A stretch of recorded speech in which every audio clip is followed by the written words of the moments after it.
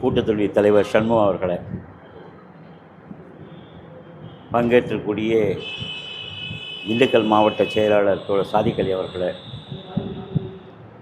தோழர் ஜோதிபாஸ் அவர்களை, பங்கேற்றக்கூடிய அனைத்து பேர்களையும் எனக்கு தெரியாது. இப்போ தான் எழுதிட்டு இருக்கிறேன். இல்லைன்னா எல்லார் பேரையும் பேசிட முடியும். சிதம்பரநாதன் உட்பட இப்போ தெரியும். டக்குன்னு வந்துட்டு எழுத சொல்ல சிதம்பரநாதன் சொல்லிட்டார். அனைவருக்கும் முதற்கண் வணக்கம். நண்பர்களே, தோழர்களே, தமிழ்நாடு கூட்டுறவு ஊழியர் சம்மேளனம் 2000 துவக்கப்பட்டது. 2000 துவக்குகிற போது ஒரு மிகப்பெரிய கோரிக்கையாக நம்ம நிறைய கோரிக்கைகளை முன்வைத்தோம். ஒன்று பணி நிரந்தரம், அடுத்து ஓய்வூதியம், அடுத்து ஒரு மருத்துவ காப்பீடு. இந்த 3 கோரிக்கைகளை முன்னிறுத்தி தான் மாநில அளவில் ஒரு அமைப்பை துவக்குவது என்று நாங்கள் இன்றைக்கு முடிவெடுத்தோம். அதில் பணி நிரந்தரம் என்பது எட்டாக்கணியாக இருந்தது. குறிப்பாக 8/7/80 முதல் 12/3/2001 வரை கூற்று நிறுவனங்களில் வேலைவாய்ப்பு அலுவலகத்தை கலந்தறியாமல் நேரடியாக நியமனம் செய்யப்பட்ட ஊழியர்களுடைய பணி வரன்முறை தொடர்பாக ஆட்சிகள் மாறினாலும் காட்சிகள் மாறவில்லை என்பார்கள். ஆட்சி மாறிக்கிட்டே இருக்கான கோஆப்ரேட்டிவ் எம்ப்ளாயுடைய வாழ்வாதாரமும் பணி நிரந்தரமாக எதுவும் மாறலை. 80லேருந்து 2001 சொன்னால் ஏறக்குறைய 21 ஆண்டுகள். 21 ஆண்டுகளமாக நாம் அப்பாயின்மெண்ட் ஆகணும், இன்னும் பர்மனெண்ட்டும் கிடைக்கல அப்படின்னு சொல்லி எழுதும்போது நாம் ஒரு அன்றைக்கு கூட்டுறவுத்துறை அமைச்சர் கே நேரு, நேற்றை தான் ஜே ஹேமச்சந்திரனுடைய நினைவு நாள். ஒரு சட்டமன்ற உறுப்பினர், அன்றைக்கு 2000 சட்டமன்ற உறுப்பினராக இருந்த 4 முறை சட்டமன்ற உறுப்பினர் இருந்த தோழர் ஜே ஹேமச்சந்திரன் சிஐடியுடைய மாநில தலைவர். அவரை அழைச்சிக்கிட்டு தான் நாங்கள் திங்கட்கிழமை சென்னையில் மிகப்பெரிய பிரம்மாண்டமான பேரணி வைத்திருந்தோம். ஒரு கே நேரு என்ன சொன்னார்னா, நான் திங்கட்கிழமை பார்க்க முடியாது, நான் வேறு வெளியூர் போகிறேன், ஞாயிற்றுக்கிழமை நீங்கள் கொஞ்சம் வீட்டுக்கு வந்துடுங்க காலையில் அப்படின்னு சொன்னால் நாங்கள் 8 மணிக்கெலாம் அவர் வீட்டுக்கு போயிட்டோம். போன பிறகு நிச்சயமாக நான் உங்களுக்கு ஒரு அஷூரன்ஸ் கொடுக்குறேன், எங்கள் ஆட்சியிலேயே நாங்கள் உங்களுக்கு பணி நிரந்தர ஆணையை கொடுத்துடுவோம் அப்படின்னு சொல்லி ஒரு உறுதிமொழி கொடுத்தா நாங்கள் நிறைய டிமாண்ட் கொடுத்தோம். அன்றைக்கு கூட்டுறவுத்துறை அமைச்சர் அந்த காரணத்தால் அதெல்லாம் ஏற்றுக்கிறேன் அப்படின்லாம் சொல்லி சொன்னார். நாங்கள் சென்னையில் மறுநாள் ஊர்வலம் இப்போல்லாம் அனுமதி கிடையாது. அப்போ அன்றைக்கு 2000 அண்ணா சிலையிலேருந்து புறப்பட்டு சிம்சன்லேருந்து புறப்பட்டோம். அண்ணா சிலையை தாண்டி D1 போலீஸ் ஸ்டேஷனில் வருகிற போது காவல்துறை மறித்தார்கள். அன்றைக்கே ஜெயமச்சந்திரன் தான் ஊர்வலத்தில் முன்னின்று வந்தார். அந்த ஊர்வலத்தில் முன்னே நிருபர்கள்லாம் கேட்டாங்க, என்ன அமைச்சர் என்ற பேசினீங்களா, என்ன?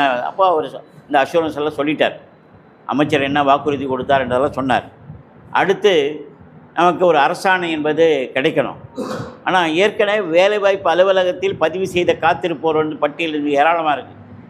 அப்படியெல்லாம் அவங்கள ஓவர்லுக் பண்ணி டைரக்ட் அப்பாயின்மெண்ட்டுக்கு நான் கன்ஃபர்மேஷன் கொடுக்குறது என்பது வேலை வாய்ப்பு மற்றும் என்ன துறை அது? பயிற்சித்துறை. அந்த துறையுடைய கன்கரன்ஸ் வாங்கணும் அப்படின்னு சொன்னால் லேபர் டிபார்ட்மெண்ட்டில் எனக்கு NOC கிடைக்கணும்னு சொன்னார். நாங்கள் அப்புறம் NOCயில் லேபர் டிபார்ட்மெண்ட்டில் NOC வாங்கி அதுக்கடுத்து ஒரு அரசாணை வந்தது. அரசாணை 12/3/2001 வந்த பிறகு மார்ச் மாதம் 12/3னா மே மாதம் எலெக்ஷன்.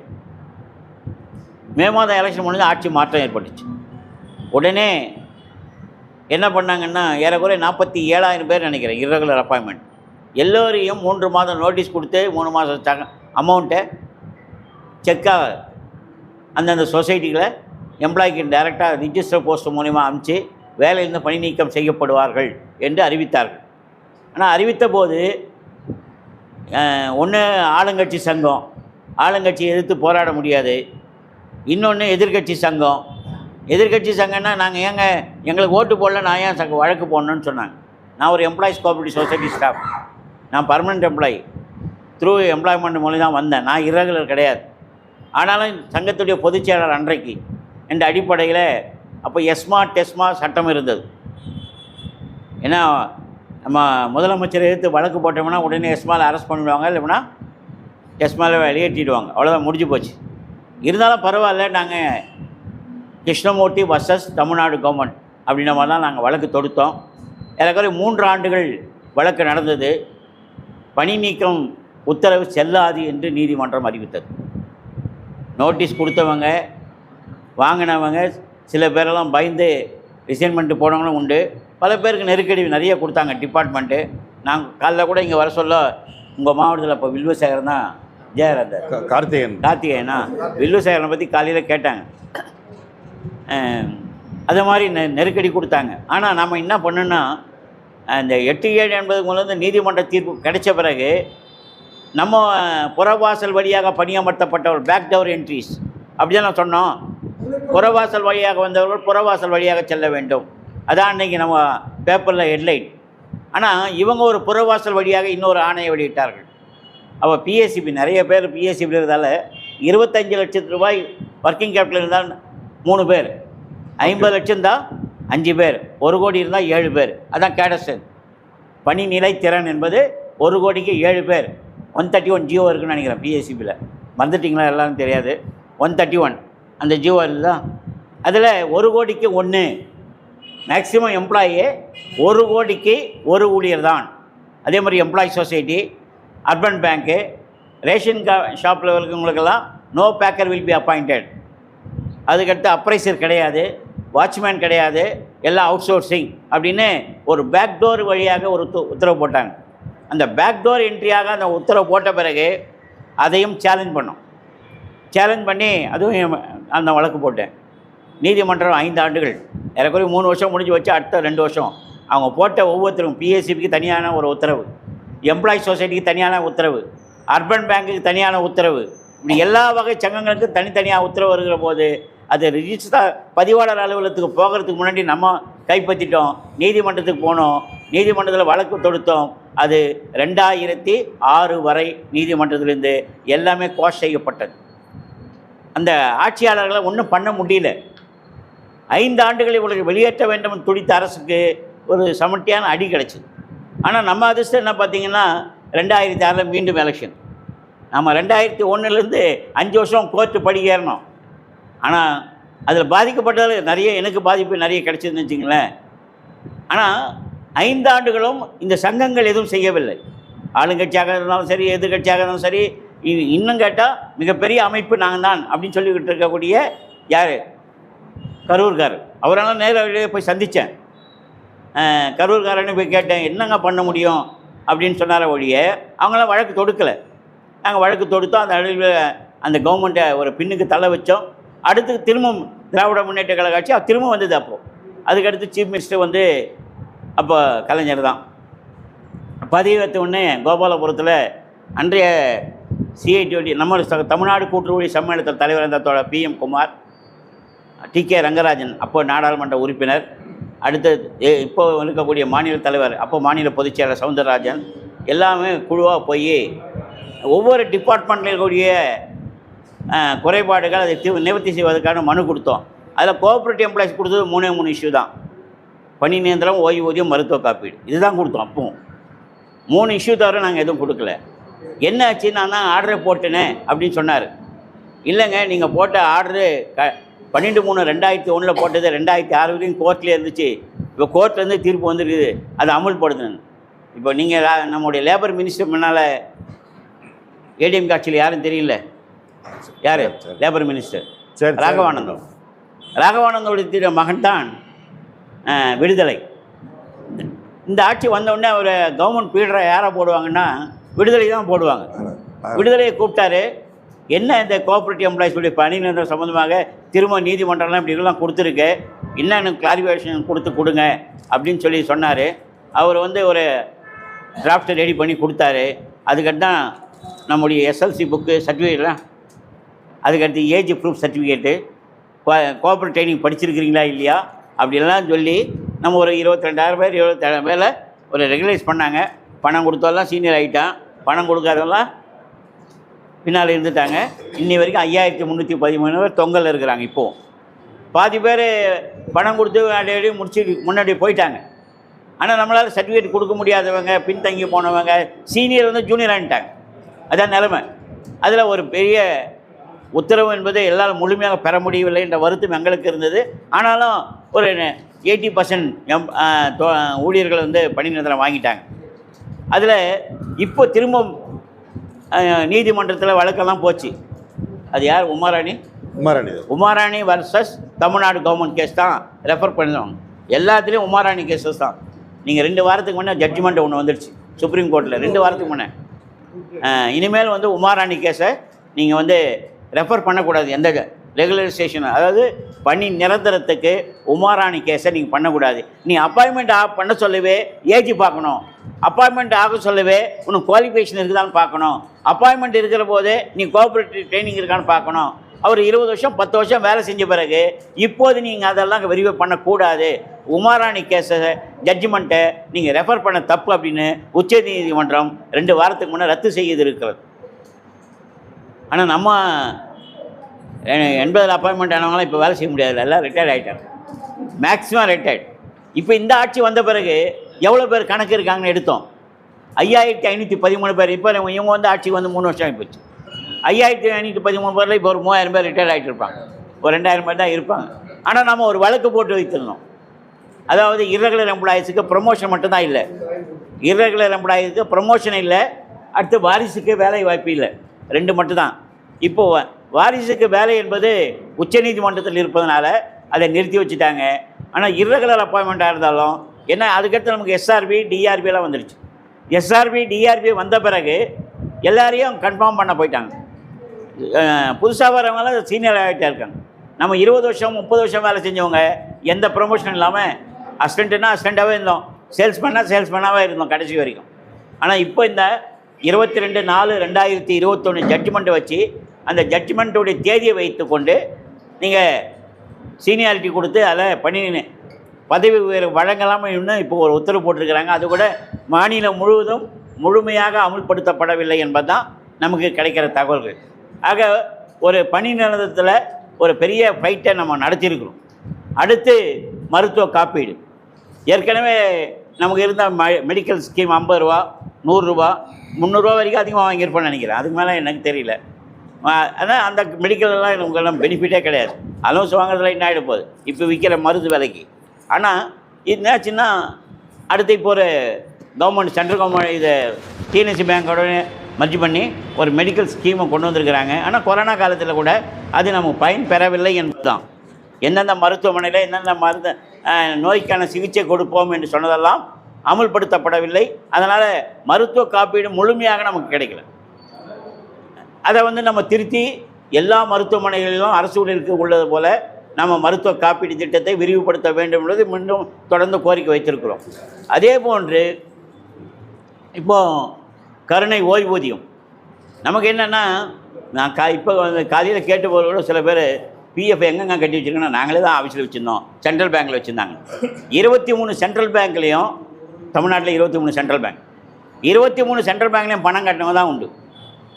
சொசைட்டிஸில் நீங்கள் மதுரை தாண்டிங்கன்னா எந்த டிஸ்ட்ரிக்ட்லேயும் சொசைட்டியில் வச்சுருந்துருக்க மாட்டாங்க. 2 பேர் 3 பேர் வேலை செஞ்சால் கூட இபிஎஃப் ஆஃபீஸில் கட்டிட்டு பென்ஷன் வாங்குவாங்க. ஆனால் இந்த பக்கம் போனீங்கன்னா சென்னை வரைக்கும் எல்லாமே இபிஎஃப் பணத்தை கொண்டு போய் சென்ட்ரல் பேங்கில் கட்ட சொன்னாங்க.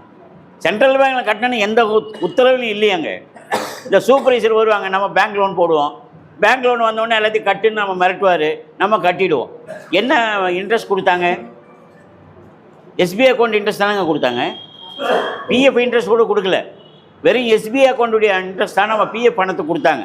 அதுக்கிட்ட தான் நம்ம கடிதம்லாம் நிறைய கொடுத்த பிறகு பாரு இபிஎஃப்க்கு என்ன இன்ட்ரெஸ்ட் கொடுக்குறீங்களோ அந்த இன்ட்ரெஸ்ட் கொடுக்கணும்னு சொல்லி நம்ம வாங்கினோம். அதுக்கே நல்லா பல கடிதங்கள் கொடுத்துன்னு வச்சிங்களேன். ஆனால் என்ன முடியும், பிஎஃப் இப்போது 2 பேர் இருந்தாலும் பண்ணலாம், ஒருத்தர் இருந்தாலும் பண்ணலாம். நான் வந்து எம்ப்ளாயி சொசைட்டியில் வேலை செஞ்சேன்.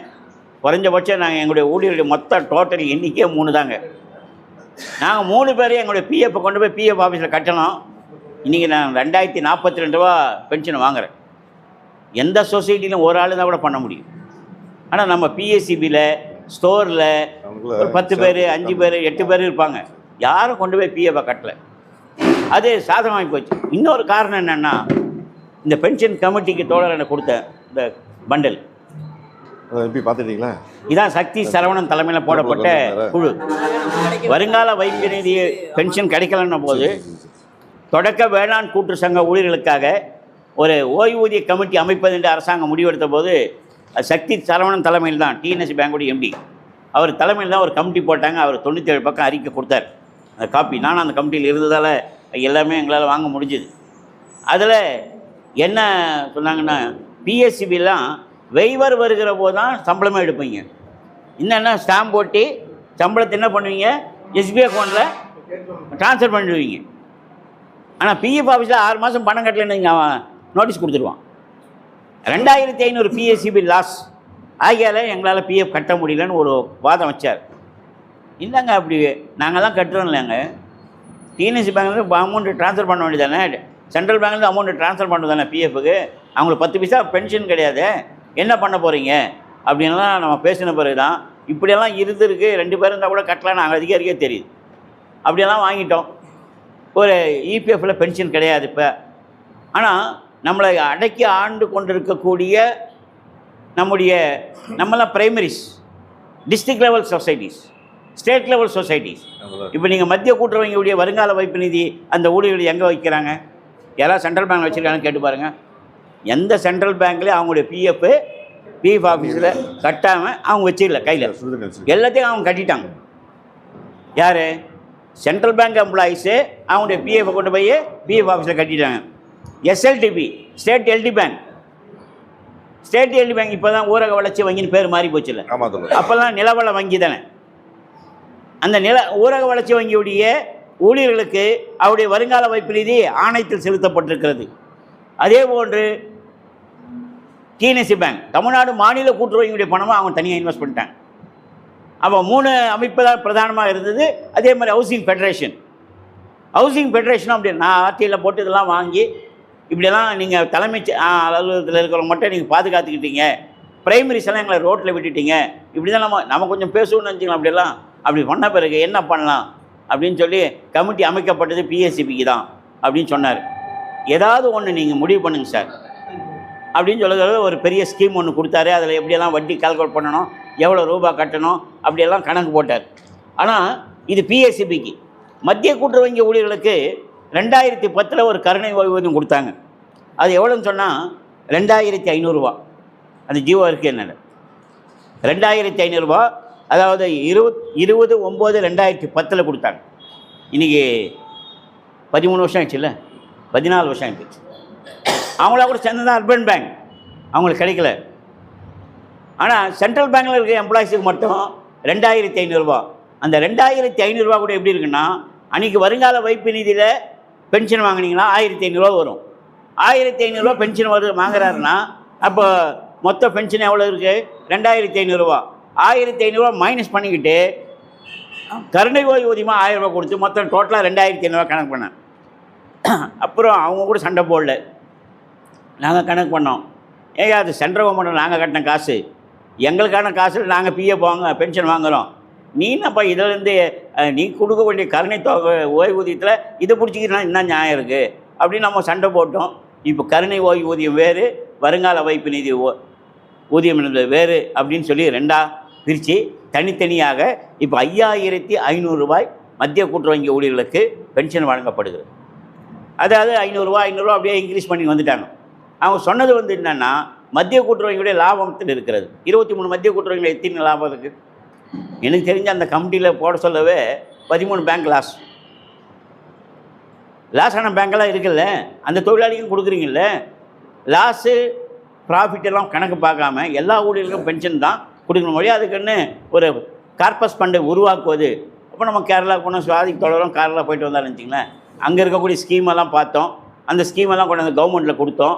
எப்படியெல்லாம் கார்பஸ் ஃபண்டை உருவாக்குறாங்க, நிதியத்தை உருவாக்குவது அப்படின்லாம் சொன்னோம். ஆனால் அரசாங்கம்லாம் இந்த காதில் வாங்கி அந்த காதில் விட்டுட்டாங்க. இதில் யாராவது வேறு அமைப்பு இருந்தால் கூட நீங்கள் பேசுங்க. கடந்த அந்த 1000 ரூபா வாங்குவதற்கு எவ்வளோ ரூபாய் வசூல் பண்ணாங்கன்னு நான் வெளியே சொல்ல விரும்பலை. எவ்வளோ ரூபா கொடுத்தாங்க அப்படின்றது கூட எனக்கு தெரியும். ஏன்னா அந்த தலைவர்கள்லாம் நேரடியாக இல்லத்தில் சந்தித்த காரணத்தினால் அவங்களாம் எப்படி வசூல் பண்ணாங்க, எவ்வளோ செலவு பண்ணாங்க, அதுக்கு யாரெல்லாம் எப்படியோ பணம் கொடுத்தாங்கன்னு சொன்னபோது எனக்குலாம் அதிர்ச்சியாக இருந்தது. ஆனால் நம்ம என்ன கேட்டோன்னா அந்த கூட்டத்தில் கூட, சார் நீங்கள் தொடக்க வேளாண் கூட்டு சங்கங்கள் அதன் கீழே இருக்கக்கூடிய ரேஷன் கடை, ஆனால் பண்டகசாலை கீழே ரேஷன் கடை இருக்குது, ஹோல்சேல் கீழே ரேஷன் கடை இருக்குது, மார்க்கெட்டிங் சொசைட்டி கீழே ரேஷன் கடை இருக்குது. இந்த ரேஷன் கடைலாம் என்ன பண்ணுறது? கைத்தறி சங்கங்கள் கீழே ரேஷன் கடை இருக்குது, மீனவர் கூட்டு சங்கம் கீழே ரேஷன் கடை இருக்குது. மூட்டைலாம் அடி மூட்டையாக இருக்கவங்க விற்பனையாளர் தான். அப்போ அவங்களுடைய காலம் என்ன? பிஎஸ்சிபியில் நானும் இந்த டிஸ்ட்ரிக்டில் பல சொசைட்டியில் மெம்பர்ஷிப் போடும்போது அவங்கெல்லாம் சொன்னது என்னென்னா, சம்பளம் வாங்கி 6 மாதம் 1 வருஷம் அப்படிலாம் இருந்தது. இங்கே திண்டுக்கல் மாவட்டத்திலேயே எவ்வளோ சொசைட்டியில் சம்பளம் வாங்காமல் இருந்தாங்கன்னு தெரியும். அப்படிப்பட்ட நிலைமையில் இந்த ஊழியர்களுடைய அவருடைய வாழ்வாதாரம் ஒன்று, நிறைய பேர் கிராஜுவேட்டி என்ன பண்ணுறீங்கன்னு தெரியாது.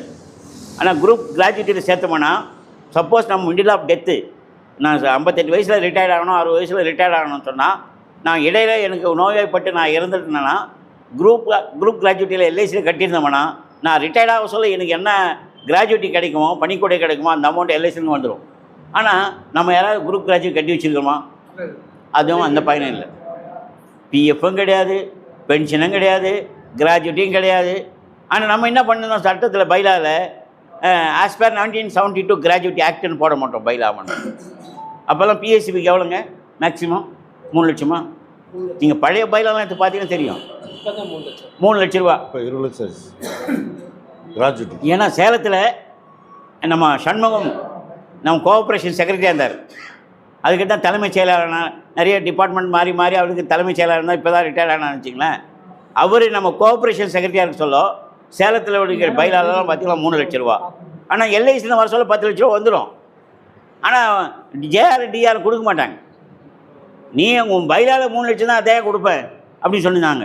அதெல்லாம் உடச்சு நம்ம என்ன சொன்னோம், பைலாவில் ஆஸ் பர் கிராஜுவேட் ஆக்ட் பைலா 1972 மாற்றுங்க, காமன் பைலா கொண்டு வாங்க அப்படின்னு சொன்னது விளைவு தான் இப்போ நமக்கு எல்லாமே அண்ட் பாஸ் சென்ட்ரல் கவர்மெண்ட் என்ன கிராஜுவேட் வருதோ அதை நம்ம மாற்றிட்டோம்.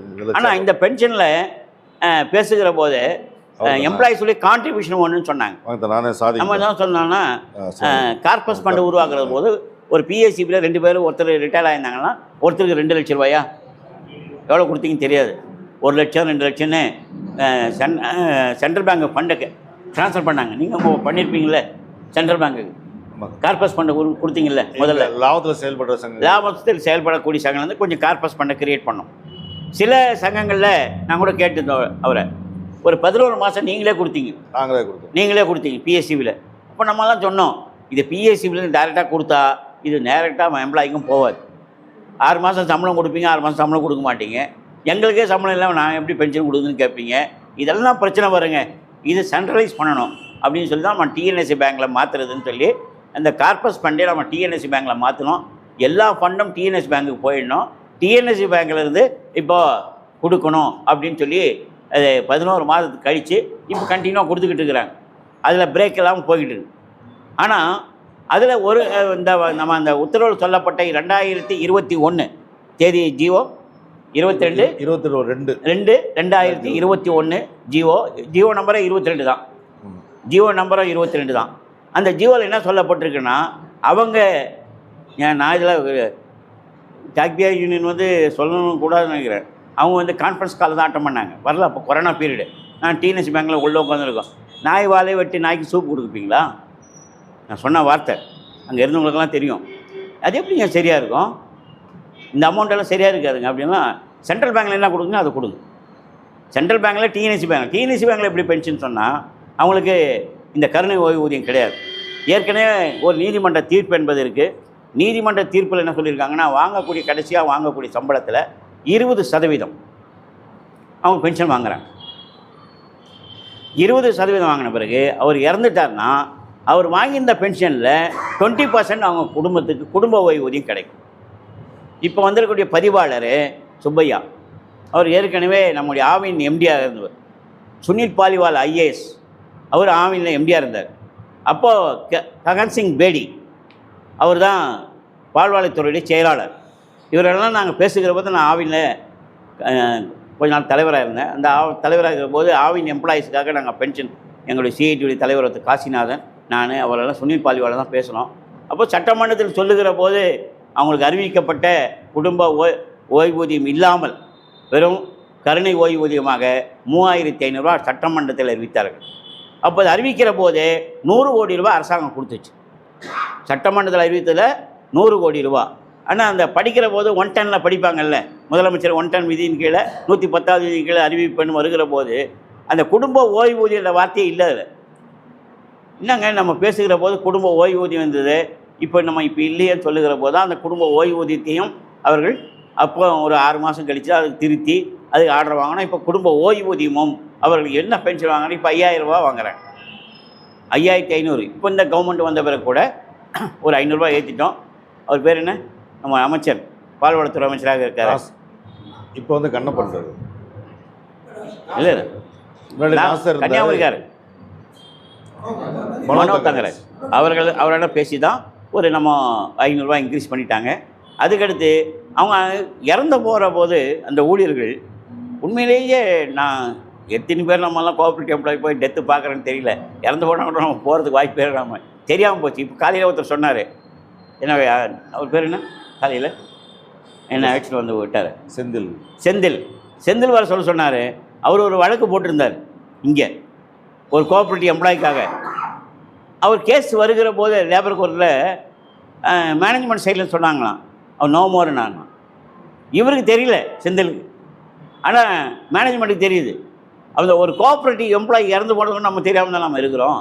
அப்படி ஆவின் நிறுவனத்தில் அனாதையாக இருக்கக்கூடிய சூழல் என்பது இருக்குதுன்னு சொல்லி தான் நம்ம பேசணும். அதுக்கடுத்து அவங்களுக்கு இப்போ அரசு ஊழியர்களுக்கு இறந்த ஒரு மாதம் 150 ரூபா ஸ்கீம் ஒன்று போட்டு டெத்து ரிலீஃப் மாதிரி அந்த இறந்துட்டாங்கன்னா ஈமச்சடங்கு செலவுகளுக்கு என்று ஒரு 50,000 ரூபாய் கொடுப்பது என்று ஒரு அரசாணை என்று ஈடுபட்டது. இது ஆவியில் நடக்குது. அதுக்கடுத்து 2004 ஓய்வு பெற்றவர்களுக்கு இதில் தமிழ்நாடு கூட்டுறவு வங்கியில் பென்ஷன் கிடையாது. 2004 வரைக்கும் தான் கோர்ட்டில் கேஸ். 2004க்கு பிறகு அப்பாயின்மெண்ட் ஆனவங்க இப்போ என்னாச்சு, 20 வருஷம் வேலை செஞ்சுருக்கோம். அடுத்து இப்போ ரிட்டையர்ட் ஆனான்னு வச்சுங்க, அடுத்த ஒரு 5 வருஷத்தில் அவங்களுக்கு பென்ஷன் கிடையாது. இப்படி ஒரு நிலைமை. தமிழ்நாடு கூட்டுறவு ஒன்றியம் இருக்குது, அர்பன் பேங்க் இருக்குது, எம்ப்ளாயிஸ் கோஆப்ரேட்டிவ் சொசைட்டி இருக்குது, எல்லாம் நல்ல லாபம் வாழக்கூடிய பிஎஸ்சிபி, ரேஷன் ஷாப்பு, இது மாதிரி மார்க்கெட்டிங் சொசைட்டியில் ஹோல்சேல் ஸ்டோரு, பிரைமரி ஸ்டோரு, அச்சகம், இதெல்லாம் கொஞ்சம் லாஸ்ட்டில் இருக்கும். ஆனால் கோடிக்கணக்கான ரூபாய் வரக்கூடிய நிறுவனங்கள் இருக்கிறது. சர்ப்ளஸாக இவ்வளோ ரூபாய் இருக்குது, எல்லாம் ஏன் கார்பஸை உருவாக்க முடியாது, எல்லோருக்கும் ஏன் கொடுக்கக்கூடாது அப்படின்னு சொல்லி ஏராளமான கடிதங்கள், என்னோட அவ்வளோ கடிதங்களும் இங்கே வச்சுருக்கேன் தோழர். நீங்கள் பார்க்குறது வந்து அவ்வளோ ஜிஓவையும் அவ்வளோ ஆர்டிஐயும் வாங்கியிருக்கக்கூடிய கடிதங்கள், அரசு கொடுத்த கடிதங்கள். கடைசியாக இந்த வாங்கப்பட்ட தொகையில் இப்போ 12/24 நான் கடைசியாக வாங்கின லெட்டரு டிசம்பர் 24 ஆர்டிஐயில் வாங்கியிருக்கிறேன்.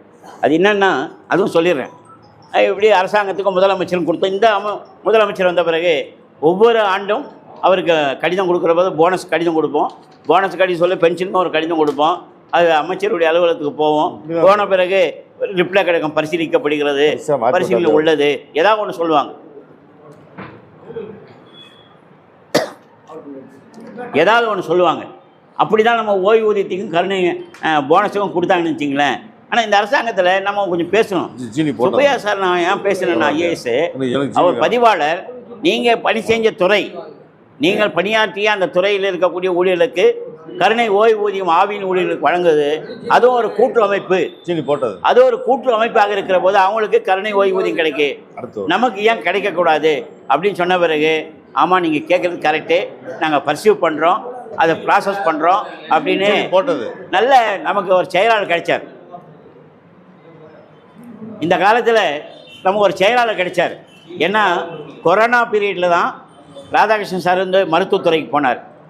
அதுக்கடுத்து எங்கே போனார், அதுக்கு முன்னே செக்ரட்டரியாக இருந்தார். அடுத்து எங்கே வந்தார், சென்னை கார்பரேஷன் வந்தார். திரும்ப நமக்கு செயலாளர் வந்தார். அவர் தான், அவரை பற்றிலாம் நீங்கள் பத்திரிகையில் படிச்சிங்கன்னா அமைப்பத்தில் சொல்ல கொஞ்சம் பேசாமல். அதாவது நாகப்பட்டினம் சுனாமி வந்ததில்லை, அதில் தாய் தந்தை இழந்த குழந்தைகளை தத்து எடுத்து அவங்கள படிக்க வச்சு வளர்த்து எடுத்து இப்போ கூட அவங்களுக்கு கல்யாணம் பண்ணியிருக்கிறார். எத்தனை பேர் பத்திரிக்கை பார்த்தீங்கன்னு தெரியாது. அதே மாதிரி கும்பகோணத்தில் அந்த ஸ்கூல் பிள்ளைங்க எரிஞ்சு இறந்து போனபோது கூட அவர் அங்கே கலெக்டராக இருந்தார். கொஞ்சம் நல்ல ஒரு மனிதாபிமான அடிப்படையில் ஒரு அணுகுமுறை என்பது இருப்பதனால நம்ம அவராண்ட தொடர்ந்து பேசணும். அவரை நான் போய் பார்க்குற போது வெளியே உட்காந்துட்டு சொல்ல, நான் கோபாலில் வெளியே உட்காந்துட்டு வெயிட்டிங்கில் ஹாலில், அவர் திடீர்னு வெளியே கிளம்ப சொல்ல, என்னங்க ஐயா அப்படின்னு கேட்டார். எதுக்காக என்னை பார்க்கறதுக்கு இவ்வளோ நாள் வெயிட் பண்ணுறீங்களா, யாரும் சொல்லலையே அப்படின்னு சொல்லி வெளியே வந்தவர் எங்களை அழைச்சிட்டு போனார். அழைச்சிட்டு போயிட்டு என்ன அப்படின்னு சொல்லி கேட்டார். இது மாதிரி பென்ஷன், போனஸு, இது மாதிரி முக்கியமான கோரிக்கைலாம் இருக்குது, சரி உட்காருங்க பேசலாம் அப்படின்னு சொல்லி மனுக்களை வாங்கிட்டார். தொடர்ந்து நம்ம ஃபாலோ பண்ணோம். உங்கள் எத்தனை பேர் இதில் சிங்கிள் மேன் வேலை செய்கிறீங்க, 2 பேர் வேலை செய்கிறீங்க, 3 பேர் வேலை செய்கிறீங்கன்னு தெரியாது. ஏற்கனவே நம்முடைய போனஸ் சட்டத்தில் என்ன இருக்குன்னா 3 மந்த் பேசிக் ரூல் நம்பர் 97ல் ப்ராஃபிட் அலகேஷனில் 3 month basic pay or 1200 whichever is less தான் நம்முடைய போனஸ். 10 பேருக்கு மேலே வேலை செய்கிற நிறுவனத்தில்னா போனஸ் ஆக்டில் வருவோம். அப்போது லாஸ்ன்னா 8400 வாங்கிடுவோம், ப்ராஃபிட்னா 16800 வாங்குவோம். ஆனால் இப்போது ஒரு ஆள் 2 பேர் 3 பேர் வேலை செய்ய அவருக்கு என்ன கிடைக்கும்? 1200 போனஸ் கிடைக்கும். நம்ம ஆடிட்டில் ஏதோ ஒன்று பேசி 2400 வாங்கிறேன்னு வச்சிங்க, அந்த 2400 செல்லுபடி ஆகாது. அது 2400 யாருக்குன்னா 50300 ஸ்கேல் வாங்குறதுக்கு மேலே இருக்கிறவங்களுக்கு தான். நம்ம சரி ஏதோ ஒரு எக்ஸ்ட்ரேஷாக கொடுக்குறாங்க கருணை தொகைன்னு 2400 வாங்கிடுவோம். அது திருப்தி ஆகிடணும். நம்ம என்ன கேட்டுன்னா, நான் ஒரு 28 வருஷமாக முதலமைச்சர் கடிதம் எழுதி ஒவ்வொரு கடிதத்தோட ரிப்ளைவும் வச்சுருந்தேன். எல்லாத்தையும் ஸ்பைரல் பைண்டிங் பண்ணி கொடுத்துருந்தேன் அவராண்ட. எல்லாத்துலேயுமே பரிசீலிக்கணும். லீகல் டிபார்ட்மெண்ட்டுக்கு போகுது. லீகல் டிபார்ட்மெண்ட்டுக்கு போனால் போனஸ் ஆக்ட் நம்ம சட்டத்தை யார் திருத்தணும்? தமிழ்நாடு அரசாங்கம் போனஸ் சட்டத்தை திருத்த வாய்ப்பே இல்லை. மத்திய அரசாங்கம் தான் போனஸ் சட்டம். அதே மாதிரி நம்ம ஜேஆர்என் என்ன பண்ணுறாங்கன்னா, நீ என்ன கமிட்மெண்ட் இந்த போனஸ் கொடுப்பதனால எவ்வளோ தொகை செலவாகும் அப்படின்னு கேட்குறாங்க. எந்த ஜேஆர்என் யாரும் புள்ளி விவரம் கொடுக்க முடியாது. ஆகிய இப்படியே தள்ளிக்கிட்டே இருந்துச்சு. நம்ம அவரான்னு பேசும்போது, சார் இது கமிட்மெண்ட்டே தேவையில்லை, என்ன ப்ராஃபிட் வருதோ ப்ராஃபிட் அலகேஷனில் கொடுக்க போகிறீங்க, என்ன தொகைனாலும் எங்களுடைய சங்கத்துடைய தொகை தான் கொடுக்க போகிறீங்க, கவர்மெண்ட் வந்து 10 பைசா கொடுக்க போகிறதில்ல, என்னத்துக்கு கமிட்மெண்ட்டை கேட்குறீங்க? அதே மாதிரி நீங்கள் போனஸ் சட்டத்தை திருத்தணும்னா மத்திய அரசாங்கத்தில் போய் நம்ம சட்டத்தை திருத்தணும்னா பார்லிமெண்ட்டில் நிறைவேற்றணும் எல்லாம் சொல்லுவாங்க. ஆனால் நம்ம சட்ட அடிப்படையில் 1200 போனஸு, 15700 எக்ஸ்ரேஷியா அப்படின்னு கொடுத்துட்டிங்கன்னா 16800 வந்துடுச்சு இல்லை. இதுக்கு எதுக்கு சார் இவ்வளோ நாளாக போட்டு இழுத்துட்டு இருக்கிறாங்க ஃபைல் அப்படின்னு சொன்ன பிறகு தான் சரி 15600 எக்ஸ்ரேஷியா, 1200 போனஸ். இந்த வருஷம் எல்லோரும் 16800 வாங்கினேன். ஒரு 36 ஆண்டு காலம் கழித்து கூட்டுறவு வரலாற்றில் இப்போது தான் ஒரு ஆள் 2 பேர் 3 ஊழியர்கள் வேலை செய்யக்கூடிய நிறுவனத்தில் கூட 16800 போனஸ் வாங்கினேன். எத்தனை பேருக்கு தெரியும்? அது நம்ம சிஐடி அமைப்பு தான், தமிழ்நாடு கூட்டுறவுடைய செம்மையில தான் சாதித்திருக்கிறதுன்னு எல்லா சங்கத்துக்காரரும் ஒத்துப்பாங்க. இப்படி வாங்கின பிறகு அவருக்கு நன்றி சொல்கிறதுக்காக 28ஆம் தேதி நாங்கள் அங்கே போயிருக்கோம். 29 அது சொல்கிறது பேசுகிற போது ராத்திரி நாங்கள் ஒரு 7:45 மணி இருக்கோம். ரொம்ப நேரம் 8 மணி தான் மேலே வந்தார். மினிஸ்டர் மீட்டிங் முடிச்சுட்டு வந்தார். நன்றி சொல்லணுமே இப்போ எதுக்குன்னு சொன்னால், நான் போனஸ் கொடுத்துட்டீங்களே அப்படின்னு. சார் போனஸ் கொடுத்துட்டீங்க, ரொம்ப நன்றி. இந்த பென்ஷன் பேப்பர் மட்டும் அப்படி இருக்குன்னு, பென்ஷன் பேப்பர் போயிருக்கு நான் பார்க்குறேன் அப்படின்னு சொல்லிட்டு ஒரே வார்த்தை சொன்னார். ஆனால் நாங்கள் வீட்டுக்கு வந்துவிட்டோம். 29, 30, 31 தீபாவளி. இந்த போன வருஷம் 31 தீபாவளி, 30ஆம் தேதி நிறைய பேருக்கு ரிட்டைர்மெண்ட்டு, 1, 2, 3 கண்டினியூவாக லீவு, 30ஆம் தேதி சாயங்காலம் ஆர்டர்ஸ் ஆகிடுச்சு. என்ன தேதி போட்டாங்கன்னா 28/10/2024 போட்டு ஆர்டர்ஸு 30ஆம் தேதி சாயங்காலம் வந்துடுச்சு. உடனே நாங்கள் 4ஆம் தேதி திங்கக்கிழமை ஒரு 3 லெட்டர் எல்லாம் கையில் ஞாயிற்றுக்கிழமையாக உட்காந்து ரெடி பண்ணிட்டோம். தீபாவளி இருந்தாலும் பரவாயில்ல அப்படின்னு சொல்லி 2 நாளாக உட்காந்து பேசி அந்த ஜியோவில் இருக்கிறதெல்லாம் என்ன டிஃப்ரென்ஸ் இருக்குன்னாலும் சொல்லி அதில் ஒரு 5 தீர்மானங்களை நிறைவேற்றி நாம் கொடுத்தோம். அந்த அடிப்படையில் ஒன்று வந்து இந்த ஏற்கனவே 2021 போடப்பட்ட அரசாணையில் 5 ஆண்டுகளுக்கு எந்த உயர்வும் கேட்கக்கூடாது என்று அவர்கள் ஏற்றுக்கொண்டிருக்கிறார்கள். அதை ரிலீஸ் பண்ணணும். ஏன்னா அது வந்து அப்போ பேசும்போது என்ன சொன்னான்னா, எப்படி 25ஓடு முடிஞ்சு போச்சு 5 வருஷம். 21 போட்ட உத்தரவு 5 வருஷம் எவ்வளோ முடியுது? 25ஓடு முடிஞ்சது. நான் கதவை திறந்து விட்டுறேன், படி ஏறது உங்கள் இஷ்டம் அப்படின்னு சொல்லிட்டாரு. நம்ம படி ஏறிக்கலாம். எப்படி படி ஏறணும் நமக்கு தெரியல. ஏன்னா 26 எலெக்ஷன் சந்திக்கணும் எல்லாருமே. அதுக்கெல்லாம் 26 நம்ம படி ஏறுவோம் அப்படின்ற மாதிரி மனசில் இருக்குது. இன்னொன்று, இந்த முத்தரப்பு கமிட்டி என்பது அமைக்கப்பட்டிருக்கு. முத்தரப்பு கமிட்டின்னு சொன்னால் அப்பா 21 போட்டது கமிட்டி இல்லை. இப்போ கொடுத்துருக்கல புதுசாக ஒரு கமிட்டி போட்டிருக்காங்க. பதிவாளர் தலைமையில் சுற்றுமுறையில் இணைப்பதிவாளர்கள் தானே, சுற்றுமுறையில் இணைப்பதிவாளர்கள் அப்படின்னு போட்டு கொடுத்தாங்க.